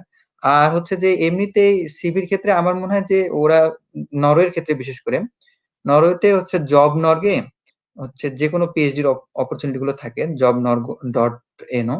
তো এখানে তারা হচ্ছে রিকোয়ারমেন্টে সরাসরি বলেই দিয়ে দেয় যে এই রিকোয়ারমেন্ট গুলো থাকতে হবে, এই স্কিল গুলো থাকতে হবে, বা এই বিষয়ে অভিজ্ঞতা থাকতে হবে। তো আমার মনে হয় তারা যখন হচ্ছে মোটিভেশন লেটারটা লিখবে তখন হচ্ছে যে তাদের রিকোয়ারমেন্ট যেগুলো আছে সেগুলোর মধ্যে তার মধ্যে যে স্কিল গুলো আছে সেগুলোকে ভালোভাবে হাইলাইট করতে হবে। মানে তারা যে রিকোয়ারমেন্ট গুলো দিছে সেগুলোর মধ্যে আমার যে স্কিল গুলো আছে সেই স্কিল গুলো আমি ভালোভাবে হাইলাইট করব আমার মোটিভেশন লেটারের মধ্যে। এটা আর কি একটা ইম্পর্টেন্ট, সব থেকে বেশি ইম্পর্টেন্ট। আর হচ্ছে যে পেপার থাকলে তো অবশ্যই পেপারের কথাটা সিভিতে থাকার সাথে সাথে আমার মনে হয় মোটিভেশন লেটারে উল্লেখ করতে হবে আর কি, যে হ্যাঁ, এই আহ, এই পেপারের মধ্যে আমি হচ্ছে তোমার যে রিকোয়ারমেন্ট গুলো আছে এই পেপারে আমি সেই কাজগুলো করছি। এটা দেখাতে পারলে অনেক ভালো। তো এই বিষয়, এই দুইটা বিষয় ইম্পর্টেন্ট। আর হচ্ছে যে আর কি, আর ছোটখাটো বিষয়গুলো আসলে অনেক সময় মনে হয় যে আমার কাছে গুরুত্বপূর্ণ না, কিন্তু দেখা যাচ্ছে যে সুপারভাইজারের কাছে সেগুলো অনেক গুরুত্বপূর্ণ মনে হইতে পারে। তো সেজন্য যে রিসার্চ রিলেটেড সে যা কিছু করছে না কেন সবকিছু সিভিতে উল্লেখ করলে এটা বেটার। ওকে ওকে ভাইয়া, থ্যাংক ইউ সো মাচ। আমরা পিএইচডির ব্যাপারেও জানলাম, বাইরে থেকে পিএইচডি কিভাবে অ্যাপ্লাই করলে কি কি জিনিসে ফোকাস করতে হবে, বা নরওয়ের জন্য জিনিসটা আসলে কেমন, যে আপনার জব নর্গেতে যে ওরা অ্যাড গুলা দিবে সেখানে ক্লিয়ারলি উল্লেখ থাকবে আপনার কি কি স্কিলস থাকবে। হ্যাঁ, সো আপনাদের জন্য আমি ওয়েবসাইটটা আরেকটু ভালোভাবে ক্লিয়ার করে দিচ্ছি। It's jobnorge.no। জবে ডাবল বি হবে, JOBBNORGE.NO, jobnorge.no। এখানে আপনারা সবগুলা পিএইচডি পজিশনের ব্যাপারে জানতে পারবেন। সো আপনি যদি দেখেন আপনার প্রিফারেড ক্রাইটেরিয়াতে কোনো জব অপরচুনিটি আছে, অর্থাৎ পিএইচডি অপরচুনিটি আছে, আপনি সেখানে যান, যে আপনার জন্য কি কি রিকোয়ারমেন্ট ওরা চাইছে সেই জিনিসগুলো চেক করেন। যদি আপনার কাছে মিলে যায় অ্যাপ্লাই করে দেন, অ্যাপ্লাই করতে তো আর কোনো সমস্যা নাই। আর পিএইচডির অ্যাপ্লিকেশনের সাথে মাস্টার্স অ্যাপ্লিকেশনের কোনোই সম্পর্ক নাই। আপনি মাস্টার্স এর জন্য অ্যাপ্লাই করতে পারেন, ঠিক সেই একই সাথে আপনি চাইলে পিএইচডির জন্য অ্যাপ্লাই করতে পারবেন। আমি সম্ভবত ঠিক বলছি, রাইট নোমান ভাই? যে এখানে কোনো সমস্যা হওয়ার কথা না। সো আপনি দুইটাই ট্রাই করেন, যদি পিএইচডি হয়ে যায় ইটস গ্রেট, কারণ পিএইচডি নরওয়েতে একটা জব। আপনার পিএইচডি হওয়া মানে মোটামুটি নরওয়েতে 100% গ্যারান্টিড আপনি পিআর পাচ্ছেনই। বুঝতে পারছেন? স্যালারিও ভালো, খুবই ভালো। সো আপনারা অবশ্যই পিএইচডির জন্য অ্যাপ্লাই করতে পারেন। সাথে সাথে মাস্টার্স এর জন্য অ্যাপ্লাই করে দেন, যদি পিএইচডি নাও হয় আপনি অ্যাটলিস্ট যাতে মাস্টার্স এর জন্য এখানে আসতে পারেন। ঠিক আছে, থ্যাংক ইউ নোমান ভাই, থ্যাংক ইউ সো মাচ আমাদের সাথে অ্যাড হওয়ার জন্য। ইনশাল্লাহ পরে যদি আবার কখনো আমরা আসি, আবার আমাদের কথা হবে, দেখা হবে সবার সাথে। ঠিক আছে, আল্লাহ হাফেজ ভাইয়া, ইনশাআল্লাহ। কথা হবে। ওকে, আমরা প্রায় লিটারেলি আমাদের লাইভের শেষ পর্যায়ে চলে আসছি। জাস্ট অল্প আর কয়েকটা কোশ্চেনের অ্যান্সার আমরা এখানে দিব। সেটা হচ্ছে মিনিমাম স্যালারি কত, এটা অ্যান্সার দেওয়ার কোনো মানে হয় না। এটুকুই বলি, আপনি যে স্যালারি পাবেন সেটা দিয়ে আপনার ভালো মতোই চলে যাবে। তারপরে what facilities I can get in Norway if I bring my wife. ভাই, এটা নিয়ে একদিন বলা হয়েছে, বউ নিয়ে এখানে আসা মানে আপনার পিআর পাওয়ার অপরচুনিটি অনেক বেড়ে যাবে। ঠিক আছে, যেমন আমি ইমনের এক্সাম্পল দিয়ে বলি। ইমন ওর মাস্টার শেষ করছে, ঠিক আছে, এখন ওর 1 বছর সময় আছে জব পাওয়ার জন্য। ধরেন 1 বছরের মধ্যে ও জব পাইলো না, নিয়ম মতো কি ওকে নরওয়ে থেকে চলে যেতে হবে, তাই না? কিন্তু যেহেতু ঈশিতা আপু ইমনের সাথে আছে, ইমন এখন কি করতে পারে, ঈশিতা আপুকে একটা মাস্টার্স করছে, ইভেন ঈশিতা আপুর মাস্টার্স করা থাকলেও ঈশিতা আপুকে চাইলে উনি ব্যাচেলর কোর্সেও ভর্তি করায় দিতে পারবে। It's possible. সো যখন ঈশিতা আপু ভর্তি হয়ে যাবে তখন ঈশিতা আপু চলে যাবে স্টুডেন্টে, ইমন তখন চলে যাবে ঈশিতা আপুর স্পাউসে। অর্থাৎ ইমনের জন্য আরো 4 বছর এক্সট্রা টাইম চলে আসতেছে। এটা হচ্ছে ওয়াইফের সবচেয়ে বড় সুবিধা। ঠিক আছে, যে আপনার ওয়াইফ থাকলে আপনি নরওয়েতে 3 থেকে 4 বছর এক্সট্রা টাইম পাবেন। এখন আমার আর সামিউল ভাইয়ের কিন্তু কোনো ওয়ে নাই, আমাদেরকে কিন্তু 1 বছরে জব না পাইলে একদম লাথি দিয়ে বের করে দিবে। তোমাদের সবচেয়ে ভালো ঠিক আছে, আছে, একটা নরওয়েজিয়ান বিয়ে করে ফেলো। আচ্ছা সেটা পরের হিসাব। এখন সামিউল ভাই আর আমাকে চলে যাইতে হবে, কিন্তু ইমনের কিন্তু আরো 3 থেকে 4 বছরের ভিসা নিশ্চিত। এই কারণে আপনারা যদি যারা স্পাউস সহ আছেন অর্থাৎ বিবাহিত আছেন তারা অবশ্যই তো স্পাউস নিয়ে আসবেন, আর যারা এখনো বিবাহিত নাই তারা অবশ্যই অবশ্যই বিয়ে করেন, সামিউল ভাইকে কনসিডার করেন, ঠিক আছে? তারপর সুন্দর মতো আপনিও আছেন তো চলে আসেন, সিরিয়ালে, আমার নাম কেন খালি? ঠিক আছে? যাই হোক, এটা হচ্ছে ওয়াইফের সবচেয়ে ভালো দিক। হবে না। আচ্ছা, আর আমরা জাস্ট 2টা থেকে 3টা কোশ্চেন নিব কারণ লাইভ অনেক বড় হয়ে যাচ্ছে। আহ একটা টিপস আমি দিব, যেটা হচ্ছে কি যখন সবাই থিসিস করতে যাবে, choose your supervisor wisely, that's very important. আচ্ছা, আরেকজন তাহলে আমার পার্ট মতো টাইম মানুষ জব তো- করে লিভিং কস্ট কভার করে ফ্যামিলিকে হেল্প করা যায় কিনা? আচ্ছা, বারবারই যেহেতু টাকার ব্যাপারটা আসছে আমি ক্লিয়ারলি বলেই দিই, 80 ঘন্টা জব করতে পারবেন। ওকে, 80 ঘন্টায় মোটামুটি আপনি এখানকার যে মিনিমাম ওয়েজেস ওইটা সহ যদি ইনকাম করেন প্রায় 1,30,000 টাকার মতো আপনার ইনকাম হবে। আমি নক 10 টাকা করে হিসাব করতেছি, এখন নকের রেট কম, তারপরও জাস্ট হিসাবটা করি। 1,30,000 ইনকাম হবে, আপনার ধরে রাখেন 20,000 টাকা ট্যাক্স যাবে, মোটামুটি 1 লাখ থেকে 1,10,000 টাকা আপনার ইনকাম থাকবে। এর মধ্যে থাকা খাওয়ার খরচ সিটি অনুযায়ী একটু ভিন্ন হইলেও মোটামুটি ধরে রাখেন 50 থেকে 60,000 টাকা খরচ হয়, বাকি 50,000 টাকার মতো আপনার ইজিলি সেভিংস থাকে। এখন সেটা আপনার ইচ্ছা। অনেকে আছে দেখা যায় যে কালকেই সামিউল ভাই বলতেছিল যে এমন পাবলিকও আছে যারা টাকার জন্য ভাত খায় না কিন্তু বারে গিয়ে সুন্দর মতো মদ খেয়ে টাকা উড়ে আসতেছে। সো এরকম পাবলিক যদি আপনি হয়ে থাকেন তাইলে I am feeling sorry for you, আপনার কোনো সেভিংসই থাকবে না, আর ঠিক আমি আছে? কোনো সেভিংস থাকে না, উল্টাপাল্টা জিনিস কিনি সারাদিন। হ্যাঁ, ওই সামিউল ভাই, যেমন সামিউল ভাই আর ইমন হচ্ছে গেমিং গিয়ার কিনে, আমার কোনো সেভিংস থাকে না কারণ আমি খালি ঘুরি, আমার ঘুরতে ঘুরতেই সব টাকা চলে যায়। তো এটা পুরোপুরি ডিপেন্ড করে আপনার উপর যে আপনি কতটুকু সেভিংস করতে পারবেন না পারবেন। তবে হ্যাঁ, আপনার লিভিং কস্ট দেওয়ার পরেও খুব ইজিলি আপনার অনেক টাকা থেকে যাবে। তারপরে হচ্ছে I want to show myself as my sponsor, কোন সোর্স ইনকাম না। আপনি যে কারোটাই দেখান স্পন্সর হিসাবে আপনার কোনো সোর্স অফ ইনকাম বা কোনো এক্সপ্লেনেশন লেটার দিতে হবে না, নরওয়ে এটা চায় না। কারণ আলটিমেটলি আপনার অ্যাডমিশন হলে আপনি 12 লাখ টাকা ক্যাশ এখানে পাঠাচ্ছেন, এই 12 লাখ টাকা আপনি চুরি করে আনছেন না ডাকাতি করে আনছেন, ওইটা দিয়ে ওরা কি করবে? ওদের তো টাকা পাইলেই হইলো, তাই না? So it's okay. তারপরে হচ্ছে অ্যাডমিশন প্রসেসের বেসিক নিয়ে গ্রুপে অনেক পোস্ট আছে, আর বলার কিছু নাই। ব্যাচেলর যদি ইইউ কান্ট্রিতে কমপ্লিট হয় তাহলে নরওয়ে মাস্টার্সে নরওয়ের অ্যাপ্লাইয়ের জন্য দেশ থেকে না, ইইউ থেকে যদি আপনি অ্যাপ্লাই করেন তাহলে দেশ থেকে প্রসেস করার মতো আর কি আইএলটিএস আপনার লাগবেই, যদি না আপনি কোনো ইংলিশ স্পিকিং কান্ট্রি থেকে অথবা কোনো নর্ডিক কান্ট্রি থেকে ব্যাচেলর বা মাস্টার্স করেন। ইংলিশ স্পিকিং কান্ট্রি কিন্তু অনেক না, মাত্র 3টা এদের অপশন, এক অস্ট্রেলিয়া, ইউকে আর হচ্ছে ইউএসএ। কোনোটায় নিউজিল্যান্ডকে ওরা অ্যাড করে, বাট বেশিরভাগ গুলাই নিউজিল্যান্ডকেও অ্যাড করে না। সো এই 4টা কান্ট্রি আর হচ্ছে কানাডা আছে কিন্তু। ফিনল্যান্ড, হ্যাঁ ও কানাডা, সরি তো ভুলে গেছি। এই 3টা 4টা কান্ট্রি আর হচ্ছে আপনার ফিনল্যান্ড, সুইডেন, ডেনমার্ক অর্থাৎ স্ক্যান্ডিনেভিয়ান, এগুলো থেকে যদি আপনার কোনো ডিগ্রি থাকে আপনার আইএলটিএস লাগবে না। বাট আপনার যদি জার্মানি থেকেও ব্যাচেলর করা থাকে, নরওয়েতে মাস্টার্স করতে হলে আপনার আইএলটিএস লাগবে। বুঝতে পারছেন? ব্লক অ্যাকাউন্ট আপনি যেই হন না কেন ভাই, যেখান থেকেই করেন, আপনি যদি ইইউ এর পার্মানেন্ট রেসিডেন্ট অথবা পাসপোর্ট হোল্ডার না হন, আপনাকে ব্লক অ্যাকাউন্ট না, ওইখানে যে টাকাটা পাঠাইতে হয় টাকা পাঠাইতেই হবে, বাকি ফর্মালিটিস সেম। তারপরে কোনো ইউনিভার্সিটিতে অ্যাপ্লাই করলে অল্টারনেটিভ একটা সাবজেক্ট চুজ করা অপশন থাকে, সেটাই মানে কি একাধিক সাবজেক্টে অ্যাপ্লাই করা না। হ্যাঁ, আপনি প্রত্যেকটা ইউনিভার্সিটিতে 2টা করে সাবজেক্টে অ্যাপ্লাই করতে পারবেন, শুধুমাত্র university of south east Norway যেটা ইউএসএন এ একটার বেশি অ্যাপ্লাই করা যায় না। সো আপনার 2টা সাবজেক্টে যে অ্যাপ্লাই করবেন, প্রথমে যে সাবজেক্টটা থাকবে ওটা হচ্ছে আপনার প্রায়োরিটি সাবজেক্ট। আপনার ওটায় যদি অ্যাডমিশন হয়ে যায়, ওরা সেকেন্ডটার জন্য আপনাকে আর কাউন্টই করবে না। যদি কোনো কারণে আপনার প্রায়োরিটি সাবজেক্টে অ্যাডমিশন না হয় তাহলে সেকেন্ড সাবজেক্টের জন্য ওরা আপনাকে কাউন্ট করবে। তারপরে অ্যাসিস্ট্যান্ট কন্ট্রোলার, অ্যাসিস্ট্যান্ট রেজিস্ট্রার কি অ্যাটাস্টেড করতে পারেন? না, পারে না। এখানে অ্যাটাস্টেশনে খুব স্পেসিফিক কিছু নিয়ম আছে এন্ড সেটা গ্রুপে ক্লিয়ারলি পোস্ট দেওয়া আছে, কাইন্ডলি পোস্ট দেখেন, ঠিক আছে? তারপরে হচ্ছে নরওয়েতে আইএলটিএস দিয়ে কত টাকা লাগে? আমি কোশ্চেনটা বুঝি নাই, সরি। তারপর গুগল হচ্ছে করেন। আইটি, হ্যাঁ না, বললাম গুগল করেন।